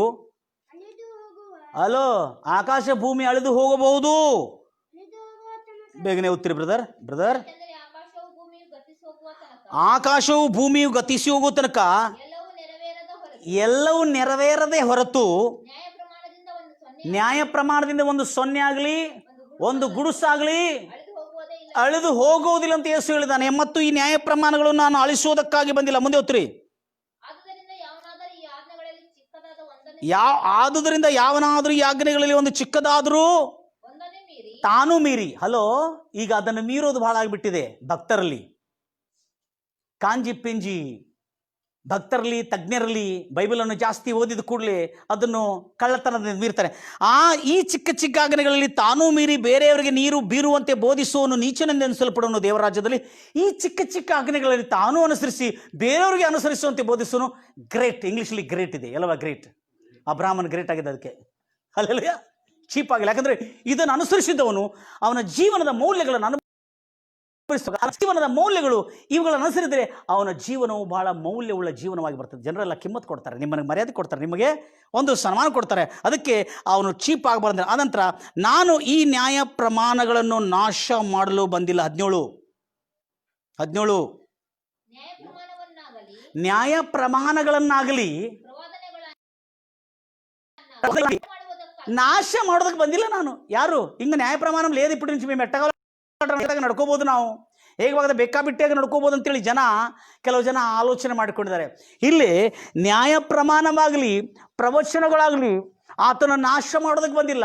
ಆಮೇಲೆ ಎದಕ್ಕೆ ಬಂದಿದ್ದಾನೆ? ನೆನೆಸಬೇಡ್ರಿ. ಆದರೆ ಯೇಸು ಕ್ರಿಸ್ತನು ದೇವರಾಗಿದ್ದೇ ಅವುಗಳನ್ನು ನೆರವೇರಿಸ್ತಾ ಇದ್ದಾನೆ. ಅಂದರೆ ಅರ್ಥ ಏನು? ಅವುಗಳ ಅನುಸಾರವಾಗಿ ಯೇಸು ನಡೀತಾ ಇದ್ದಾನೆ. ಆತನ ಹೆಜ್ಜೆ ಜಾಡಲ್ಲಿ ನಾವು ನಡಿಬೇಕಾ? ಹಲ್ಲೆಲೂಯಾ. ಅದಕ್ಕಾಗಿ ಇಲ್ಲಿ ಅನ್ಯನಾಗಿರ್ತಕ್ಕಂಥ ಫರೋ ಅರಸನು ಆ ನ್ಯಾಯ ಪ್ರಮಾಣಗಳು ಇಲ್ಲದೆ ಅವನು ಸ್ವಾಭಾವಿಕವಾಗಿ ಆ ನ್ಯಾಯ ಪ್ರಮಾಣವನ್ನು ಅನುಸರಿಸ್ತಾ ಇರೋದ್ರಿಂದ ಏದೇನ್ ತೋಟದಂಥ ಆಶೀರ್ವಾದ ಐಗುಪ್ತ ದೇಶದಲ್ಲಿ ಇಳಿದು. ಎಲ್ಲವೇ ಐಗುಪ್ತ ದೇಶ. ಈ ಐಗುಪ್ತ ದೇಶ ಹೇಗೆ ಬಂದಿದೆ ಅಂತ ಕೇಳಿದ್ರೆ ಬಹಳ ಆಶ್ಚರ್ಯವಾಗಿರ್ತದೆ. ಐಗುಪ್ತ ದೇಶ ಹೇಗೆ ಬಂದಿದೆ ಗೊತ್ತಿದೆ ಯಾರಿಗಾರೆ? ಗೊತ್ತಿದೆ? ಅಲ್ಲೇಲಿಯಾ. ಐಗುಪ್ತ ದೇಶದ ಹಿಸ್ಟ್ರಿ ಭಾರಿ ಇಂಟ್ರೆಸ್ಟಿಂಗ್ ಇದೆ. ಐಗುಪ್ತ ದೇಶ ಬಂದಿದ್ದು ನೋಹನ 3 ಮಕ್ಕಳಿಂದ ಒಬ್ಬ ಮಗನು, ಅವನ ಹೆಸರು ಹಾಮ್. ಏನು ಹೆಸರು ಒಂದು? ಅವನು ಯಾರು? ಶಾಪಗ್ರಸ್ತನು. ಯಾರು? ಶಾಪಗ್ರಸ್ತನು. ಐಗುಪ್ತ ದೇಶದ ಈಜಿಪ್ಟ್ ಸ್ಟಾರ್ಟ್ ಆಗಿದೆ ಎರೆದಿದೆ ಅಂದರೆ ಹಾಮ್ನಿಂದ. ಯಾರು ಓದಿದ್ರೆ ಎಲ್ಲಾದ್ರೆ? ಹಾಮ್. ಯಾರ ಮಗನು ಹಾಮ್? ನೋಹನ 3 ಮಕ್ಕಳಲ್ಲಿ ಒಂದು ಮಗನಾಗಿದ್ದ. ಅವನು ಶಪಿಸಲ್ಪಟ್ಟ ಮಗನಾಗಿದ್ದ. ಆದರೆ ಐಗುಪ್ತ ದೇಶ ನಿಜವಾಗಲೂ ಶಾಪದಲ್ಲಿರಬೇಕು. ಆದರೆ ಪರೋ ಅರಸನು ಅದನ್ನು ನೀತಿಯಲ್ಲಿ ನಡೆಸಿದ್ರಿಂದ ಐಗುಪ್ತ ದೇಶದಿಂದ ಶಾಪ ಹೊರಟೋಯ್ತು. ಗಂಭೀರವಾಗಿ ಹೇಳ್ತಿರಲ್ವಿಯ? ತೆಗಿಯೋಣ ಆ ಮಾತನ್ನು. ನೋಹ ನಮ್ಮ ಮಗನಾಗಿರ್ತಾರೆ. ನೋಹನ ಎಷ್ಟು ಮಕ್ಕಳ್ರಿ? ನೋಹನಿಗೆ 3 ಮಕ್ಕಳು. ಏನೇನು ಹೆಸರು? ತೆಗಿರ ಮಾತನ್ನು. ನೋಹನು 3 ಮಕ್ಕಳನ್ನು ಹೇರಿದ. ಆ 3 ಮಕ್ಕಳು ಹೇರಿದ್ದ ಕೂಡಲೇ ಆ 3 ಮಕ್ಕಳಿಗೆ ಏನಂತ ಹೆಸರಿತ್ತು? ಶೇಮ್, ಎಫಾತ್ ಮತ್ತು ಹಾಮ್. ಏನಂತಿತ್ತು? ಹೇಳಪ್ಪ. Shem, Ham, Japheth. ಎಫತ್ ಅನ್ನತಕ್ಕ 3 ಹೆಸರುಗಳಿತ್ತು. ಅದರಲ್ಲಿ ಹಾಮ್ ಅನ್ನತಕ್ಕಂಥವನು ಯಾರು? ಹಾಮ್ ಅನ್ನತಕ್ಕಂಥ ಆ ವ್ಯಕ್ತಿ, ಆ ಮಗನು ಯಾರ ಜೊತೆಯಲ್ಲಿ ಪಾಪ ಮಾಡಿದ? ತನ್ನ ತಂದೆ ಜೊತೆಯಲ್ಲಿ ಪಾಪ ಮಾಡಿರೋದ್ರಿಂದ ಆತನು ಶಾಪಗ್ರಸ್ತನಾದ. ಯಾರು? ಹಾಮನು. ಆದಿಕಾಂಡ 10ನೇ ಅಧ್ಯಾಯ 1ನೇ ವಚನದಲ್ಲಿ ಇರ್ತದೆ ಸ್ಟೋರಿ ಕಂಪ್ಲೀಟ್. ಆದಿಕಾಂಡ 10ನೇ ಅಧ್ಯಾಯದಲ್ಲಿ ಪೂರ ಸ್ಟೋರಿ ಇರ್ತದೆ. ಇವನು ಶಾಪಗ್ರಸ್ತನು. ಅದಕ್ಕಾಗಿ ಹಾಮನಿಂದ ಐಗುಪ್ತ ದೇಶ ನಿರ್ಮಾಣವಾಗಿದೆ. ಹಾಮ್ ಅಂದರೆ ಬಿಸಿ ಅಂತ ಅರ್ಥ. ಏನರ್ಥ? ಹಾಟ್. ಹಲ್ಲೆಲೂಯ. ಈಗ ಈ ಐಗುಪ್ತ ದೇಶಕ್ಕೆ ಈಜಿಪ್ಟ್ ಅನ್ನೋ ಹೆಸರು ಮಾತ್ರ ಇಲ್ಲ ಬ್ರದರ್, ಇದಕ್ಕೆ ಹಾಮಿನ ದೇಶ ಅಂತ ಹೆಸರಿದೆ. ಯಾಕಂದ್ರೆ ಈ ದೇಶ ಆರಂಭದಿಂದ ಅಂತೇಳಿ ಹಿಸ್ಟ್ರಿ ಹೇಳ್ತದೆ. ಕೀರ್ತನೆ 105:23 ಓದ್ತೀರಿ. ಇಂಥ ಶಾಪದಿಂದ ತುಂಬಿರತಕ್ಕಂಥ ಐಗುಪ್ತ ದೇಶವನ್ನು ಏದೇನ್ ತೋಟದಂತೆ ಮಾರ್ಪಾಟವಾಗಿದೆ ಅಂದರೆ ತಿಳ್ಕೋಬೇಕು ಮೈ ಬ್ರದರ್ಸ್ ಆ್ಯಂಡ್ ಸಿಸ್ಟರ್ಸ್. ಯಾಕಂದರೆ ಪಾರೋ ಅರಸನು ಎಷ್ಟು ತನ್ನ ಮನಸ್ಸಾಕ್ಷಿಯಲ್ಲಿರ್ತಕ್ಕಂಥ ನ್ಯಾಯ ಪ್ರಮಾಣಗಳಿಗೆ ಭಯಭಕ್ತಿಯುಳ್ಳನಾಗಿ ನಡ್ಕೊಂಡ. ಕೀರ್ತನೆ 105:23-27. Egypt was cursed place because the history of the Egypt comes from the sons of Noah. Sons of the Noah were Japheth, Shem and Ham. Ham was cursed by father Noah, and because of the Ham the Egypt was formed. Because of the Ham Egypt was formed. So Egypt has one more name, there is a Hamina Desha. Hallelujah. Hallelujah. Egypt ಅಂತ ತಿಳ್ಕೊಂಡಿದ್ದೀವಿ. ಅಂದ್ರೆ Egypt ಎಂತದು? ಶಾಪದಿಂದ ಹುಟ್ಟಿರ್ತಕ್ಕಂಥ ದೇಶವಾಗಿತ್ತದು. ಆದರೆ ಆ ಶಾಪದಿಂದ ಹುಟ್ಟಿರುವ ದೇಶವನ್ನು ಏದೇನ್ ತೋಟದಂತೆ ಮಾರ್ಪಾಟವಾಗಿದೆ ಅಂದರೆ ನೆನ್ಪಿಟ್ಕೊಳ್ರಿ, ಪರೋ ಅರಸನು, ಐಗುಪ್ತ ದೇಶದಲ್ಲಿರ್ತಕ್ಕಂಥ ಅಬ್ರಾಹ್ಮಣ ಕಾಲದಲ್ಲಿ ಇರುವ ಪರೋ ಅರಸನು ಎಷ್ಟು ನೀತಿಯಿಂದ ದೇವರ ಭಯಭಕ್ತಿಯಿಂದ ನಡ್ಕೊಂಡಿರೋದ್ರಿಂದ ಏದೇನ್ ತೋಟದಂತೆ ಆಯ್ತದು. ಎಲ್ಲರಲ್ಲಿಯ ಇವತ್ತು ನಿನ್ನ ಕುಟುಂಬದಲ್ಲಿ ಶಾಪ ಇದೆಯಾ?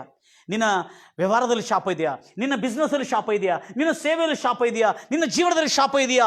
ಇವತ್ತು ನೀನು ಕರ್ತನಾದ ಯೇಸು ಕ್ರಿಸ್ತನ ರಕ್ತದಿಂದ ತೊಳೆಯಲ್ಪಟ್ಟು ಆತನ ಆಜ್ಞೆಗಳು ಅನುಸರಿಸಿ ನಡೆದಾದರೆ ನಿನ್ನ ಜೀವನ ಎದೇನು ತೊಡದ ಸುಖವೂ ಕ್ಷೇಮವೂ ಸಮೃದ್ಧಿಯು ಅಭಿವೃದ್ಧಿಯು ಆರೋಗ್ಯವು ಜೀವನದಲ್ಲಿ ಹರ್ಷ ಉಲ್ಲಾಸ ಸ್ತುತಿಗಾನಗಳು ಸ್ತೋತ್ರಗಳು ನಿನ್ನ ಕುಟುಂಬದಲ್ಲಿ ಖಚಿತವಾಗಿರುವುದೆಂಬುದಾಗಿ ಈ ದೇವರ ವಾಕ್ಯವನ್ನು ನಿಮ್ಮ ಮುಂದೆ ಇದನ್ನು ಪ್ರಮಾಣ ಮಾಡಿ, ಇದನ್ನು ಎವೆಂಟ್ ಮಾಡಿ, ಇದನ್ನು ಸಾಕ್ಷಿ ಮಾಡಿ ನಾನು ನಿಮ್ಗೆ ಹೇಳ್ತಾ ಇದ್ದೇನೆ, ಇಂದಿನಿಂದ ನಿಮ್ಮ ಜೀವನದಲ್ಲಿ ಏದೇನು ತೋಟದ ಸುಖ ನಿಮಗೆ ಖಚಿತವಾಗಿ ಬರ್ತದೆ.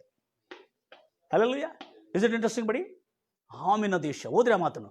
23 ಕೀರ್ತನೆ 105:23 ಈ ಈಜಿಪ್ಟ್ ಎಲ್ಲಿಂದ ಬಂದಿದೆ? ಈಜಿಪ್ಟ್ ದೇಶ ಯಾರಿಂದ ಉಂಟಾಗಿದೆ? ಅದು ನೋಹನ ಸಂತತಿ ಆಗಿರ್ತಕ್ಕಂಥ ಶಪಿತನಾಗಿರ್ತಕ್ಕಂಥ ಹಾಮಿನಿಂದ ಉಂಟಾಗಿದೆ. ಓದ್ರಿ. ಆಗ ಇಸ್ರಾಯೇಲನು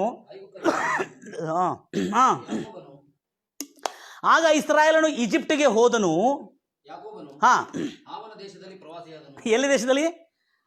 ಹಾಮನ ದೇಶ ಅಂದ್ರೆ ಯಾವ ದೇಶ ಅದು? ಈಜಿಪ್ಟಿಗೆ ಏನಂತ ಹೆಸರಿತ್ತು? When you come to know the history of the Egypt, it will be incredible, miraculous country. It was cursed by father Noah to Ham. Ham was cursed generation, but the cursed generation had formed the Egypt. And when Egypt was completely under curse, the king Pharaoh came into the power and he was ruling. dominating the Egypt by the law of his conscience, not by the law of this. Even though by naturally he got the law, so Egypt became the Garden of Eden. If you want to see your life like a Garden of Eden, you should come to the Lord and Jesus Christ and repent from all your sins and cleansed by the blood of Jesus Christ, and you will see the blessings and the happy and joy and the pleasantness of the Garden of Lord and the Garden of Eden and the Garden of God. Hallelujah. Eden ತೋಟದ ಸುಖ ಐಗುಪ್ತ ದೇಶದಲ್ಲಿ ಬರಲಿಕ್ಕೆ ಕಾರಣ ಏನಂದ್ರೆ, ಪರೋ ಅರಸನು ದೇವರ ನ್ಯಾಯ ಪ್ರಮಾಣ ಇಲ್ಲದೆ ಕೂಡ ಸ್ವಾಭಾವಿಕವಾಗಿ ತನ್ನ ಮನಸ್ಸಾಕ್ಷಿಯಲ್ಲಿ ಬಂದಿರತಕ್ಕಂಥ ಭಯದಿಂದ ಅನ್ಯಾಯವನ್ನು ಮಾಡದೆ ನೀತಿ ನ್ಯಾಯಗಳಿಂದ ತನ್ನ ರಾಜ್ಯವನ್ನು ಆಳಿದ ಬರೆದರು. ಅಬ್ರಾಮನು ಪ್ರದೇಶಕ್ಕೆ ಬಂದಿದ್ದ, ಎಲ್ಲೇ? ಈಜಿಪ್ಟಲ್ಲಿ. ಅವನಿಗೆ ಬಂಗಾರ ಬೆಳ್ಳಿ ಕೊಟ್ಟು ತಗೊಳ್ಳೋದು ಅಗತ್ಯ ಇತ್ತು, ಅವನಿಗೆ ಹೊಡೆದು ತಗೋಬೋದಿತ್ತು, ಕಲಾಸ ಮಾಡಿ ತಗೋಬೋದಿತ್ತು. ಆದರೆ ಪರೋ ಅರಸನು ಅನ್ಯಾಯ ಮಾಡತಕ್ಕಂಥ ವ್ಯಕ್ತಿಯಲ್ಲಿ, ಯಾಕಂದರೆ ಪರೋ ಅರಸನು ಗೊತ್ತಿದೆ, ನಾನು ಅನೀತಿಯಿಂದ, ಅಕ್ರಮದಿಂದ, ದೌರ್ಜನ್ಯದಿಂದ, ಅತ್ಯಾಚಾರದಿಂದ, ಕೇಡಿನಿಂದ ನಾನು ಮಾಡಿದರೆ ನನ್ನ ದೇಶಕ್ಕೆ ಏನು ಬರ್ತದೆ? ಕೇಡು ಬರ್ತದೆ ಅನ್ನೋ ಭಯ ಇತ್ತಂತ ತನಗೆ. ಹಲ್ಲೆಲೂಯಾ. ನಮಗೆ ಭಯ ಇಲ್ಲ, ಕೆಲವು ಜನರಿಗೆ, ಕೆಲವು ಭಕ್ತರಿಗೆ ಭಯ ಇಲ್ಲ. ಬಡ ದೊಡ್ಡ ದೊಡ್ಡ ಪಂಡಿತರು, ದೊಡ್ಡ ದೊಡ್ಡ ವಿದ್ವಾಂಸರು ಎಂದು ಹೇಳಿಕೊಂಡಿರ್ತಕ್ಕಂಥ ಅವ್ರಿಗೆ ಭಯ ಇಲ್ಲ. ಸುಳ್ಳು, ಮೋಸ, ವಂಚನದಿಂದ ಅವರ ಜೀವನ ನಡೆಸ್ಕೊಡ್ತಾ ಇದ್ದಾರೆ. ಅದು ಕ್ರೈಸ್ತವನಾಗಿರಲಿ, ಅದು ಯಹೂದ್ಯನಾಗಿರಲಿ, ಅಥವಾ ಕರೆಯಲ್ಪಟ್ಟನಾಗಿರಲಿ, ಅಥವಾ ಅನ್ಯನೇ ಆಗಿರಲಿ, ಪ್ರತಿಯೊಬ್ಬರಿಗೂ ನ್ಯಾಯ ಪ್ರಮಾಣ, ತೀರ್ಪುಗಳು ಸಮಾನವಾಗಿ ತೀರ್ಪು ತೀರಿಸಲ್ಪಡುತ್ತೆ. Is it clear brother? Hallelujah. What a interesting things. ನನಗೆ ಆಶ್ಚರ್ಯವಾಯಿತು, ಐಗುಪ್ತ ದೇಶ ಏದೇನ್ ತೋಟದಂತೆ ಯಾಕೆ ಆಶೀರ್ವದಿಸಲ್ಪಟ್ಟಿದೆ? ಆವಾಗ ಪರೋನ ಇತಿಹಾಸದಲ್ಲಿ ನೋಡಿರುವಾಗ, ಪರೋ ಮಾನ ಸನ್ಮಾನದಿಂದ, ಇಂಗ್ಲಿಷ್ನಲ್ಲಿ ಹೇಳಿದ್ರೆ the royal dignity, Pharaoh had taken Abram's wife as a wife in the royal dignity, ರಾಜ ಸನ್ಮಾನದಿಂದ ಅಬ್ರಾಮನ ಹೆಂಡತಿಯನ್ನು ವಧು ದಕ್ಷಿಣವನ್ನು ಕೊಟ್ಟು, ಪಶು ಪ್ರಾಣಿ ದಾಸದಾಸಿಯರ ಕೆಲಸಗಾರರನ್ನು ಕೊಟ್ಟು, ಬೆಳ್ಳಿ ಬಂಗಾರನ್ನು ಕೊಟ್ಟು, ಮಾನ ಸನ್ಮಾನದಿಂದ ಅಬ್ರಾಮನ ಹೆಂಡತಿಯನ್ನು ತನ್ನ ಹೆಂಡತಿಯಾಗಿ ಕಳೆದಕ್ಕಾಗಿ ಅರಮನೆಗೆ ತೆಗೆದುಕೊಂಡು ಬಂದ ಹೊರತು ದೌರ್ಜನ್ಯದಿಂದ, ದಬ್ಬಳಕಿಂದ, ಅತ್ಯಾಚಾರದಿಂದಲ್ಲ. ಅದಕ್ಕಾಗಿ ಪರೋ ರಾಜ್ಯ ಈಜಿಪ್ಟು ಏದೇನ್ ಸೀಮೆಯಂತೆ ಆಶೀರ್ವದಿಸಲ್ಪಟ್ಟಿತು. Is it clear brother? Hallelujah. ಆದರೆ ದುರದೃಷ್ಟದಿಂದ ಪರೋಗೆ ಗೊತ್ತಿಲ್ಲದೆ ಒಂದು ಅಫೆನ್ಸ್ ಆಯಿತು, ಪರೋಗೆ ಗೊತ್ತಿಲ್ಲದೆ ಒಂದು ಪಾಪವಾಯಿತು ಆತನ ದೇಶದಲ್ಲಿ. ಇನ್ನೊಂದು ಮಾತು ಹೇಳಬೇಕು, ಆತನ ದೇಶ ಸರ್ವ ಸುಭದ್ರತೆ ಇರಲಿ, ಆತನ ದೇಶ ಯಾವ ಕೊರತೆ ಇಲ್ಲದೆ, ಏನಿಲ್ಲದೆ, ಯಾವ ಕೊರತೆ ಇಲ್ಲದೆ ಸಮೃದ್ಧಿಯಿಂದ ತುಂಬಿರ್ತಕ್ಕಂಥದ್ದಾಗಿತ್ತು ಅಬ್ರಾಮನ ಪ್ರವೇಶ ಮಾಡಿರುವಾಗ. Is it clear? ಸಮೃದ್ಧಿಯಿಂದ ತುಂಬಿತ್ತು. ಆದರೆ ಯಾವಾಗ ಪರೋ ತನಗೆ ಗೊತ್ತಿಲ್ಲದ ಒಂದು ಪಾಪ ಕೃತ್ಯ ನಡೆದ ಮೇಲೆ ಅವನ ದೇಶದಲ್ಲಿ ಏನು ಆರಂಭವಾಯಿತು? ಪ್ಲೇಗ್, ಮಾರಕ ರೋಗಗಳಿಂದ ಆ ದೇಶವೆಲ್ಲ ಜನರೆಲ್ಲ ಸಾಯ್ತಾ ಇದ್ರಂತೆ. ಆವಾಗ ಪರೋ ಅರಸನು, ನಮ್ಮಿಂದ ಏನು ಅಪರಾಧ ಆಯ್ತಪ್ಪ, ನಮ್ಮ ರಾಜ್ಯದಲ್ಲಿ ಏನು ಅಪರಾಧ ಆಯಿತು, ಏನು ಪಾಪ ಮಾಡಿದ್ದೇವೆ, ನಮ್ಮ ದೇಶದಲ್ಲಿ ಇಂಥ ಕೇಡು ಬಂದಿದೆ, ಇಂಥ ಮಾರಕ ರೋಗಗಳು ಬಂದಿದೆ ಎಂಬುದಾಗಿ. ಪರೋ ಅರಸನು ವೈರಸ್ ಹುಡುಕಾಡಲಿಲ್ಲ, ಯಾವ ದೇಶದಿಂದ ವೈರಸ್ ಬಂದು ನನ್ನ ದೇಶವನ್ನು ಹಾಳು ಮಾಡ್ತಾ ಇದೆ ಅಂತೇಳಿ. ಅವನು ಹುಡುಕಾಡಿದ್ದೇನೆಂದರೆ ನಮ್ಮಿಂದ ಏನಾದರೂ ತಪ್ಪಾತ ಏನಂತೇಳಿ ಹುಡುಕಾಡಿದಂತೆ ಆತನು. ಹಲ್ಲೆಲೂಯಾ. ಇಂಟ್ರೆಸ್ಟಿಂಗ್ ಇದೆ ಬ್ರದರ್. ಯಾಕಂದರೆ ಆಗ ಆದಿಕಾಂಡ 12ನೇ ಅಧ್ಯಾಯದಲ್ಲಿ ನಾವು ನೋಡ್ತೀವಿ, ಪರೋ ಅರಸನು ಇಮಿಡಿಯೇಟ್ಲಿ ಸಭೆಯನ್ನು ಕರೆದು ವಿಚಾರಣೆ ಮಾಡಿ, ಇದು ಹಿಸ್ಟ್ರಿಯಲ್ಲಿ ಇರ್ತಕ್ಕಂಥದ್ದು, ಇತಿಹಾಸದಲ್ಲಿ ಸಭೆಯನ್ನು ಕರೆದು ವಿಚಾರಣೆ ಮಾಡಿ, ನಮ್ಮ ದೇಶದಲ್ಲಿ ಇಷ್ಟು ದೊಡ್ಡ ಪ್ಲೇಗ್ ಬರಲಿಕ್ಕೆ ಕಾರಣ ಏನು, ಯಾರು ಅಪರಾಧ ಮಾಡಿದ್ದೇವೆ, ಯಾವ ದಿನದಲ್ಲಿ ಬಂದಿದೆ ಎಂಬುದಾಗಿ ವಿಚಾರಣೆ ಮಾಡಿರುವಾಗ ಆತನಿಗೆ ತಿಳಿದು ಬಂದಿದೆ. ದೇವರ ಕನಸಲ್ಲಿ ತೋರಿಸಿಲ್ಲ ಆತನಿಗೆ. ಯಾರಿಗೆ? ಪರೋಗೆ ಕನಸಲ್ಲಿ ಬಂದು ಹೇಳಿಲ್ಲ, ಅಭಿಮಲೇಖನಿಗೆ ಅದು ಕನಸಲ್ಲಿ ಹೋಗಿ ಹೇಳಿದ್ದು, ಪರೋ ಕನಸಲ್ಲಿ ಹೇಳಿದ. ಆಗ ಆತನು ಇಂಥ ದೊಡ್ಡ ಪ್ಲೇಗು, 12ನೇ ಅಧ್ಯಾಯ ಆದಿಕಾಂಡ 17ನೇ ವಚನ ಓದ್ರಿ ಬ್ರದರ್. ಆದರೆ ಪರೋ ಹೇಳಿಲ್ಲ, ನಾನು ದೇವರಿಂದ ನಾನು ಪೀಡಿಸಲ್ಪಟ್ಟಿದ್ದೀನಿ ಅಂತೇಳಿ. ಭಾಳ ಜಾಗ್ರತೆ ಇರಬೇಕು. ಆದರೆ ಕರ್ತನು ಪರೋವನ್ನು, ಅವನ ಮನೆಯನ್ನು, ಅಂದ್ರೆ ಅರ್ಥ ಅವನ ಕುಟುಂಬ, ಅವನ ಮನೆ, ಅವನ ದೇಶವನ್ನು, ಅಬ್ರಾಮನ ಹೆಂಡತಿ ಒಂದು ಸ್ತ್ರೀಗಾಗಿ, ಹೆಂಡತಿಯಾದ ಸಾರಳಗಾಗಿ ಮಹಾಬಾಧೆಗಳಿಂದ ಬಾಧಿಸಿದನು. ಒಂದು ಬಾಧೆ ಅಲ್ರಿ, ಹಲೋ, ಬಾಧೆಗಳು ಬಹುವಚನ, ಮಹಾಬಾಧೆಗಳಿಂದ ಆ ಪರೋ ರಾಜ್ಯವು ಪೀಡಿಸಲ್ಪಡ್ತಾ ಇತ್ತು. ಆದರೆ ಪರೋ ಅರಸನಿಗೆ ಹಿಂಗೆ ಗೊತ್ತಾಯ್ತದು. ಇಂಟ್ರೆಸ್ಟಿಂಗ್ ಅಲ್ಲ? ನಾನು ಪರೋ ಅರಸನಿಗೆ ಹೇಗೆ ಗೊತ್ತಾಯ್ತು ಅವಳು ತಂಗಿ ಅಂತೇಳಿ ಭಾಳ ಅಧ್ಯಯನ ಮಾಡಿ, ಸುದೀರ್ಘವಾದ ಅಧ್ಯಯನ ಮಾಡಿರುವಾಗ, ಹಳೆ ಪ್ರಾಚೀನ ದೇಶದ ಅರಸರ ನೀತಿಯ ಬಗ್ಗೆ ನಾನು ಅಧ್ಯಯನ ಮಾಡ್ತಿರುವಾಗ ನನಗೆ ದೇವರು ಕೊಟ್ಟಿರ್ತಕ್ಕಂಥ ಕೆಲವು ಪುಸ್ತಕಗಳನ್ನು ಓದಿರುವಾಗ ಗೊತ್ತಾಗಿರ್ತಕ್ಕ ಏನಂದರೆ, ಅರಸರು ಆಗಿನ ಕಾಲದಲ್ಲಿ ತನ್ನ ರಾಜ್ಯದಲ್ಲಿ ಏನಾದರೂ ಕೇಡು ಬಂದರೆ ಮೊದಲು ನನ್ನ ರಾಜ್ಯದಲ್ಲಿ ನಾನು ಏನಾದರೂ ಅನ್ಯಾಯ ಮಾಡಿದ್ರೆ ಎಂಬುದಾಗಿ ಪರೀಕ್ಷಿಸ್ಕೊಡ್ತಾರಂತ. ಹಲ್ಲೆಲೂಯ. ನಾವೇನು ಪರೀಕ್ಷಿಸ್ತೇವೆ? ಒಂದು ಮಾರಕ ರೋಗ, ಒಂದು ಮಾರಕ ಸೋಂಕು ಈಜಿಪ್ಟಿನಲ್ಲಿ ಜನರನ್ನು ಕೊಂದು ಹಾಕ್ತಿದ್ದು, ಅವರ ಕುಟುಂಬಗಳನ್ನು ಕೊಂದು ಹಾಕ್ತಿದ್ದು, ಅವರ ಜನಾಂಗವನ್ನು ಕೊಂದು ಹಾಕ್ತಾ ಇತ್ತು. ಅಂಥ ಸೋಂಕು ಬಂದಿರುವಾಗ ಇದಕ್ಕೆ ಕಾರಣ ಏನೆಂಬುದಾಗಿ ಅರಸನ ಆದೇಶ ಕೊಟ್ಟಿದ್ದ. ಇದಕ್ಕೆ ಕಾರಣ ಏನೆಂಬುದಾಗಿ ಹುಡುಕ್ರಿ, ಇದಕ್ಕೆ ಯಾರು ಪಾಪ ಮಾಡಿದ್ದಾರೆ? ನಾನು ಯಾವ ಪಾಪ ಮಾಡಿಲ್ಲ, ಎಲ್ಲ ಸರಿಯಾಗಿದೆ, ಮತ್ತು ಯಾರೂ ಏನು ಪಾಪ ಮಾಡಿಲ್ಲ. ಯಾರಾದರೂ ಏನಾರು ಅಪರಾಧ ಮಾಡಿದರೆ ಬೇಗನೆ ಅವರೆಲ್ಲ ಕರೆದುಕೊಂಡು ಬರ್ರಿ ಎಂಬುದಾಗಿ ಹೇಳಿ ರಾಜನು ಮಂತ್ರಿಯರಿಗೆ, ರಾಜ್ಯಪಾಲರಿಗೆ, ರಾಯಭಾರಿಗಳಿಗೆ, ನ್ಯಾಯವಾದಿಗಳಿಗೆ, ಶಾಸ್ತ್ರಿಗಳಿಗೆ, ಅವರ ರಾಜ್ಯದ ನೀತಿಯನ್ನು ನೋಡಿಕೊಂಡಿದ್ದವರಿಗೆ ಎಲ್ಲರ ಸಭೆಯನ್ನು ಕರೆದು ವಿಚಾರಣೆ ಮಾಡಿದಂತೆ. ಗೂಢಾಚಾರಿಗಳಿಗೆ, ಯಾರಿಗೆ? ನಮ್ಮ ದೇಶದಲ್ಲಿ ಈ ಮಾರಕ ರೋಗ ಹೇಗೆ ಪ್ರವೇಶ ಮಾಡಿದೆ ಎಂಬುದಾಗಿ, ಇದಕ್ಕೆ ಕಾರಣ ಏನಾಗಿರ್ಬೋದು ಅಂತೇಳಿ ನಾವೇನಾದರೂ ಹುಡುಕಾಡಿದ ಕೂಡಲೇ ಅಲ್ಲಿ ವಿಚಾರಣೆಯಲ್ಲಿ ಹೊರ ಬಂದಿದೆ ಏನಂದರೆ, ಆಗ ಅಲ್ಲಿ ವಿಚಾರಣೆ ನಡೀತಂತೆ. ಏನು ನಡೀತು? ವಿಚಾರಣೆ ನಡೀತು. ಏನಂತೇಳಿ, ನಮ್ಮ ರಾಜ್ಯದಲ್ಲಿ ಈ ರೋಗ ಯಾವಾಗ ಬಂದಿದೆ? ಹಲ್ಲೆಲೂಯ. ಈ ರೋಗ ಯಾವಾಗ ಬಂದಿದೆ ಎಂಬುದಾಗಿ ಅವರು ಅಧ್ಯಯನ ಮಾಡಿದ್ರಂತೆ. ಅಧ್ಯಯನ ಮಾಡಿರುವಾಗ ಆ ರಾಜ್ಯದ ಅಧ್ಯಯನದಲ್ಲಿ ಗೂಢಾಚಾರಗಳೆಲ್ಲ ಮಾತಾಡ್ತಾ ಗೂಢಾಚಾರಗಳು ಸುದ್ದಿ ತಂದ್ರಂತೆ. ಏನಂತೇಳಿ, ಯಾವ ದಿನದಿಂದ ಇದು ಆರಂಭವಾಗಿದೆ? ಹೌದು, ಆ ದಿನ ಅಬ್ರಾಮನ ಮನೆಯಲ್ಲಿ ಅಬ್ರಾಮನ ತಂಗಿ ಎಂದು ಎನಿಸಿಕೊಂಡ ಸಾರಳನ್ನು ವಧುದಕ್ಷಿಣ ಕೊಟ್ಟು, ಬಂಗಾರು ಬೆಳ್ಳಿಯನ್ನು ಕೊಟ್ಟು ದಾನದಿಂದ ತಾನು ಮನೆಗೆ ತೆಗೆದುಕೊಂಡು ಹೋಗಿರುವ ದಿನ ಸರ್ ಅಂತ ಹೇಳಿದೆ. ಅದು ಯಾಕೆ ಕಂಡುಹಿಡಿದ್ರೆ, ಯಾವ ದಿನದಿಂದ ಈ ರೋಗ ಆರಂಭವಾಗಿದೆ? ಯಾವ ರೋಗ? ಈಜಿಪ್ಟ್ನಲ್ಲಿ ಮಾರಕ ಬಾಧೆಗಳು, ಒಂದಲ್ಲ ಎರಡಲ್ಲ, ಉಪದ್ರವಗಳು. Not one plague, the plural plague, ಬಹುವಚನದ ಉಪದ್ರವಗಳು ನಾಶ ಮಾಡ್ತಾ ಇದಂತೆ. ಇದು ಬಂದಿದ್ದ ಕಾರಣ ಏನು, ಯಾವಾಗ ಬಂದಿತ್ತು ಅಂತೇಳಿ ಅವರು ಅಧ್ಯಯನ ಮಾಡ್ತಿರುವಾಗ ಇದು ಫಲಾನ ದಿನದಲ್ಲಿ ಬಂದಿತ್ತು ಎಂಬುದಾಗಿ, ಆ ದಿನದಲ್ಲಿ ನಮ್ಮ ದೇಶದಲ್ಲಿ ಏನೇನು ನಡೆದಿದೆ ಎಂಬುದಾಗಿ ವಿಚಾರಣೆ ನಡೆಸಿದ್ರಂತೆ ಮತ್ತು ತನಿಖೆ ನಡೆಸಿದ್ರಂತೆ. ನಡೆಸಿದ ಕೂಡಲೇ ಆ ದಿನದಲ್ಲಿ ನಮ್ಮ ದೇಶದ ಅರಸನು ಒಂದು ಪರಾಯ ದೇಶದಿಂದ ಬಂದಿರತಕ್ಕಂಥ, ಯಾವ ದೇಶದಿಂದ? ಪರಾಯ ದೇಶದಿಂದ ಬಂದಿರತಕ್ಕಂಥ ಅಬ್ರಾಮನಿಗೆ ಆಶ್ರಯ ಕೊಟ್ಟಿದ್ದು ಮಾತ್ರ ಅಲ್ಲದೆ ಅವನ ಹೆಂಡತಿಯನ್ನು ತನ್ನ ಹೆಂಡತಿಯಾಗಿ ಮಾಡಿಕೊಂಡು ತನಗೆ ವಧುದಕ್ಷಿಣವನ್ನು ಕೊಟ್ಟು ದಾನ ಮಾಡಿ ಅವನನ್ನು ಧನವಂತನಾಗಿ ಮಾಡಿ ಅವನ ಹೆಂಡತಿಯನ್ನು ತನ್ನ ಹೆಂಡತಿ ಮಾಡಿಕೊಳ್ಳೋದಕ್ಕೆ ಎಲ್ಲಿ ತಂದಿಟ್ಟ? ಅರಮನೆಯಲ್ಲಿ ತಂದಿಟ್ಟ. ಅರಮನೆಯಲ್ಲಿ ತಂದಿಟ್ಟು ಮದುವೆ ಮಾಡ್ಕೋಬೇಕಂತ ಇಟ್ಟಿಕೊಂಡಿದಂತೆ. ಅರಮನೆಯಲ್ಲಿ ರೆಡಿ ಆಗ್ತಾ ಇದ್ದಾಳವಳು, ಆದರೆ ಇಲ್ಲಿ ಪ್ಲೇಗ್ ಬಂದಿದ್ದಕ್ಕಾಗಿ ಮದುವೆ ನಿಂತೋಗಿದೆ. ಆಗ ದೇಶದಲ್ಲಿ ಜನರು ಸಾಯ್ತಾ ಇದ್ದಾರೆ, ಈತನ ಮದುವೆ ಮಾಡ್ಕೊಡ್ತಾನ. ಆ ಮದುವೆ ಹಾಗೆ ನಿಲ್ಲಿಸಿದ. ಮೊದಲು ಯಾಕೆ ಸಾಯ್ತಾ ಇದ್ದಾರೆ ಅಂತೇಳಿ ಅದನ್ನು ಹುಡುಕ್ತಾ ಇದ್ದಾನೆ. ಮದುವೆ ನಿಂತೋಗಿದೆ ಅಲ್ಲಿ. ಅರ್ಥ ಆಯ್ತಾ? ಮದುವೆ ಮಾಡ್ಕೊಳ್ಳಿಕ್ಕಿದ್ದ, ಆ ಮದುವೆಯಲ್ಲಿ ತಯಾರಾಗ್ತಾ ಇದ್ದಾಳು ಅವಳನ್ನು ತಯಾರು ಮಾಡ್ತಾ ಇದ್ದಾರೆ ಕೆಲ ದಿನಗಳಿಂದ. ಪ್ಲೇಗ್ ಆಗ್ತದೆ. ಆ ಪರೋ ಅರಸನು ಇಂಥ ಸಮಯದಲ್ಲಿ ಮದುವೆ ಮಾಡ್ಕೊಳ್ಳಿಕ್ಕೆ ಆಗ್ತದ? ನೀತಿ ಉಳ್ಳ ಅರಸನ ಆತನು.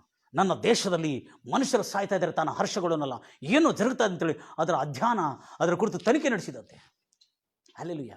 ಆವಾಗ ತನಿಖೆಯಲ್ಲಿ ಹೊರಬಂದ ಸಂಗತಿ ಏನಂದರೆ, ಪರೋ ನಾನು ಅಲ್ಲಿ ನ್ಯಾಯವಾದಿಗಳು, ಮಂತ್ರಿಗಳೆಲ್ಲ, ಇಲ್ಲ ಸರ್, ಅಯ್ಯನವರೇ, ಒಡೆಯನೇ, ನೀನು ಪರೋ ಆಗಿರ್ತಕ್ಕಂಥ ಒಡೆಯನ್, ನಿನ್ನಲ್ಲಿ ಅನ್ಯಾಯ ಎಲ್ಲಿ ಆಗಿಲ್ಲ.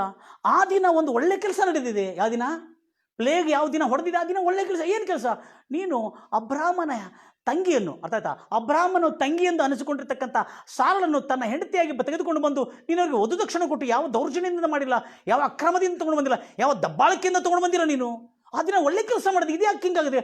ಆವಾಗ ಅರಸನಿಗೆ ಅನುಮಾನ ಬಂದು ತನಿಖೆ ನಡೆಸ್ತಾನೆ. ಏನೋ ಒಂದು ನನ್ನಿಂದ ಅಪರಾಧ ಆಗಿದೆ ಎಂಬುದಾಗಿ. ಎಲ್ಲರೂ ಹೇಳ್ತಿರಲ್ಲಯ್ಯ. ತನಿಖೆ ನಡೆಸಿದ್ಕೊಳ್ಳಿ. ತನಿಖೆಯಲ್ಲಿ ಹೊರಬಿದ್ದ ಗೂಢಾಚಾರಿಗಳು ತನಿಖೆಯಿಂದ ಹೊರ ತಂದಿದ್ದಾರೆ. ಏನಂತೇಳಿ, ಅಯ್ಯನವರೇ, ಒಡೆಯರೇ, ಇವಳು ಸಾರಳು ಅಬ್ರಾಮನ ತಂಗಿಯಲ್ಲ, ಆತನ ಧರ್ಮಪತ್ನಿ ಎಂಬುದಾಗಿ ಹೇಳಿದ. ಆವಾಗ ಪರೋ ಅರಸನು ಹೆದರಿ ಬಿಡ್ತಾನೆ. Praise Lord Jesus, hallelujah. ಒಬ್ಬ ಹೆಂಡತಿಯನ್ನು, ಒಬ್ಬ ಪರದೇಶಿಯಾಗಿ ಬಂದಿರತಕ್ಕಂಥ, ದಿಕ್ಕಿಲ್ಲದವನಾಗಿ ಬಂದಿರತಕ್ಕಂಥ, ನಾನು ಆಶ್ರಯ ಕೊಟ್ಟಿದ್ದೆ ಅಂತ ಅವರ ಹೆಂಡತಿಯನ್ನು ನಾನು ತೆಗೆದುಕೊಂಡು ಇಷ್ಟು ದೊಡ್ಡ ಅಪರಾಧ ಮಾಡಿಬಿಟ್ಟಿದ್ದೀನಲ್ಲ ಎಂಬುದಾಗಿ ಫರೋ ಅರಸನು ರಿಪೆಂಟ್ ಆದ, ಮಾನಸಾಂತರ, ಪಶ್ಚಾತ್ತಾಪ ಪಟ್ಟಂತೆ. ನನ್ನ ದೇಶದಲ್ಲೇ ನನ್ನ ಜನರು ಸತ್ತೋಗ್ತಾ ಇದಾರಲ್ಲ ನಾನು ಮಾಡಿರುವ ಅಪರಾಧದಿಂದ. ದೇವ್ರ ಮಕ್ಕಳೇ, ಫರೋ ಅರಸನೇ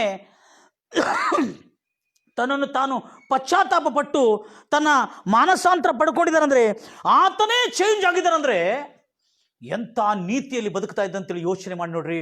ನಾನು ಆವಾಗ ಯೋಚನೆ ಮಾಡಿದೆ, ಏದೇನ್ ಸೀಮಿ ಅಂತೆ, ಏದೇನ್ ತೋಡದಂತೆ ಈಜಿಪ್ಟನ್ನು ಆಶೀರ್ವಾದ ಮಾಡಿದಂದರೆ ಫರೋ ಅರಸನು, ಐಗುಪ್ತ ಅಬ್ರಾಹ್ಮನ ಕಾಲದ ಫರೋ ಅರಸನು ಎಷ್ಟು ತನ್ನ ಮನಸ್ಸಾಕ್ಷಿಗೆ ವಿರೋಧವಾಗಿ ಯಾವುದೇ ತಪ್ಪು, ತನ್ನ ರಾಜ್ಯದ ನೀತಿಗೆ ವಿರೋಧವಾಗಿ ಯಾವುದೇ ತಪ್ಪು ಮಾಡದಂತೆ ಆತನು ಎಷ್ಟು ಭಯಭಕ್ತಿಯಿಂದ ಇದೆ ಎಂಬುದಾಗಿ ಯೋಚನೆ ಮಾಡಿ ನೋಡ್ರಿ. ಅಲ್ಲಿ ಯಾಕಂದರೆ ರಾಜ್ಯದ ನೀತಿಯಲ್ಲಿ ಇನ್ನೊಬ್ಬನ ಹೆಂಡತಿಯನ್ನು ದೋಚಿಕೊಂಡು ಬರಬಾರದನ್ನತಕ್ಕಂಥ ಅವರ ನೀತಿ ಇತ್ತಂತೆ.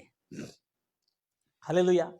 ಅದಕ್ಕಾಗಿ ಬೇಗನೆ ವಿಚಾರಣೆ ನಡೆಸಿದ ಕೂಡಲೇ ಸಾರಳನ್ನು ಕರೆಸಿ, ಅಮ್ಮ ನೀನು ಅಬ್ರಾಹ್ಮನ ಹೆಂಡತಿ ಅಂತಲ್ಲ? ಹೌದಯ್ಯ. ಮತ್ತು ತಂಗಿ ಅಂತ ಯಾಕೆ ಕೇಳಿದ್ರು? ಆಗ ವಿಚಾರಣೆ ನಡೆಸಿದ ಕೂಡಲೇ ನಾವೆಲ್ಲ ಏನತ್ತೀವಿ, ಅಬ್ರಾಹ್ಮನ ಸುಳ್ಳು ಮಾತಾಡ್ದ, ಬೇಕಂತ ಸುಳ್ಳು ಮಾತಾಡ್ದ, ತಪ್ಪಿಸ್ಕೊಳ್ಳಿಕ್ಕೆ ಸುಳ್ಳು ಮಾತಾಡೋದು ನಾವು ಹೇಳ್ತೇವೆ. ಆದರೆ ಅಬ್ರಾಹ್ಮನ ಸುಳ್ಳು ಮಾತಾಡ್ದ ಅಂತೇಳಿ ನಿರ್ಣಯವಾಗಿದ್ದಿದ್ರೆ ಸಜಾ, ಅಬ್ರಾಹ್ಮನಿಗೆ ಸಜಾ ಆಗ್ತಿತ್ತು. ಆದರೆ ನೀತಿ ಉಳ್ಳ ನ್ಯಾಯ ಪ್ರಮಾಣಗಳಿಂದ ಮನಸ್ಸಾಕ್ಷಿಗೆ ವಿರೋಧವಾಗಿ ಮಾಡದಂಥ ಒಂದು ಫರೋ ಅರಸನು ವಿಚಾರಣೆ ನಡೆಸಿ ಸಾಳ ಕೇಳಿದ. ಆಮೇಲೆ ಅಬ್ರಾಹ್ಮನನ್ನು ಕರೆಕಳಿಸಿ, ಏನಯ್ಯ ನಿನ್ನ ಹೆಂಡತಿಯನ್ನು ತನ್ನ ತಂಗಿ ಅಂತ ಯಾಕೆ ಹೇಳಿದಯ್ಯ ಅಂತ ಕೇಳಿದ. ನಿನ್ನ ಹೆಂಡತಿಯನ್ನು ತಂಗಿ ಅಂತ ಹೇಳಿ ನನ್ನ ದೇಶದ ಎಷ್ಟು ಸಾವಿರಾರು ಜನ ಸತ್ತೋದ್ರು, ಅವನು ತಗೊಂಡೋಗಿ ತಲೆ ತೆಗೆದು ಹಾಕಿರಪ್ಪ ಅಂತ ಹೇಳ್ಬೋದಿತ್ತಲ್ಲ. ಅಲ್ಲಿಯೂ ಕೂಡ ಆತನು ಅವಸರ ಪಡಲಿಲ್ಲ. ಬ್ರದರ್, ಜಾಗ್ರತೆಯಿಂದ ನಿರ್ಣಯ ತಗೊಂಡಿದ್ದಾನೆ.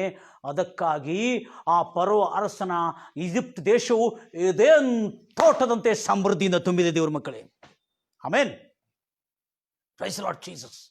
ಇನ್ನು ನಾಳೆ ಬಿಟ್ಟು ನಾಡ್ದ ಮತ್ತು ನಾನು ನೇರ ಪ್ರಸಾರದಲ್ಲಿ ನಿಮ್ಮ ಜೊತೆಲಿ ಭೇಟಿ ಆಗ್ತೇನೆ. ಭಯಭಕ್ತಿ ಹೇಳಿದ್ದು, ಮನಸ್ಸಾಕ್ಷಿಗೆ ವಿರೋಧವಾಗಿ ಯಾವ ತಪ್ಪು ಮಾಡದೆ ಆ ರಕ್ತದಿಂದ ತೊಳೆಯಲ್ಪಟ್ಟಿದ್ದ ನಂತರ ಕೂಡ, ಬಾಪ್ತಿಸಮ್ ತೆಗೆದುಕೊಂಡಿದ ನಂತರ ಕೂಡ ನಾವೆಷ್ಟು ಭಯಭಕ್ತಿಯಿಂದ ನಡೆದರೆ ಏದೇನ್ ತೋಟದ ಸುಖ, ಏದೇನ್ ತೋಟದ ಸಮೃದ್ಧಿ, ಏದೇನ್ ತೋಟದ ಆರೋಗ್ಯ, ಏದೇನ್ ತೋಟದ ಅಭಿವೃದ್ಧಿ, ಏದೇನ್ ತೋಟದ ಹರ್ಷ ಆನಂದಗಳು, ಸ್ತುತಿ ಗಾನಗಳಿಂದ ನಮ್ಮ ಮನೆ, ನಮ್ಮ ಕುಟುಂಬ, ನಮ್ಮ ಸೇವೆ, ನಮ್ಮ ಬಿಸ್ನೆಸ್ಸು, ನಮ್ಮ ವ್ಯವಸಾಯ, ನಮ್ಮ ಕಂಪನಿಗಳು ಎಲ್ಲ ಸುಖವಾಗಿರ್ತದೆ. ದೇವರ ಮಕ್ಕಳೇ, ನನ್ನೊಟ್ಟಿಗೆ ಕಣ್ಣು ಮುಚ್ಚೋದಾದರೆ, ಏಕೀಭವಿಸೋದಾದ್ರೆ ನಾನು ನಿಮಗಾಗಿ ಪ್ರಾರ್ಥಿಸ್ತೇನೆ. ಯಾಕಂದರೆ ಈಜಿಪ್ಟಿನ ಇತಿಹಾಸದಲ್ಲಿ ಸರ್ವಶಕ್ತನಾದ ದೇವರ ತೀರ್ಪು ಅನ್ಯಾಯವಾಗಿಲ್ಲ, ನ್ಯಾಯ ಪ್ರಕಾರವಾಗಿತ್ತು ಅನ್ನತಕ್ಕಂಥ ಸತ್ಯವನ್ನು ನಾವು ನೋಡ್ತಾ ಇದ್ದೇವೆ. ಹೌದು ರಾಜ, ನನ್ನ ವಾರ್ತೆಯನ್ನು ಕೇಳತಕ್ಕಂಥ ಪ್ರತಿಯೊಬ್ಬರು ಸರ್ವಶಕ್ತನಾದ ಎಲ್ ಶಡಾಯ್ ಆದ ದೇವರ ಕಾರ್ಯವನ್ನು ನಾವು ನೋಡ್ತಾ ಬಂದಿದ್ದೇವೆ.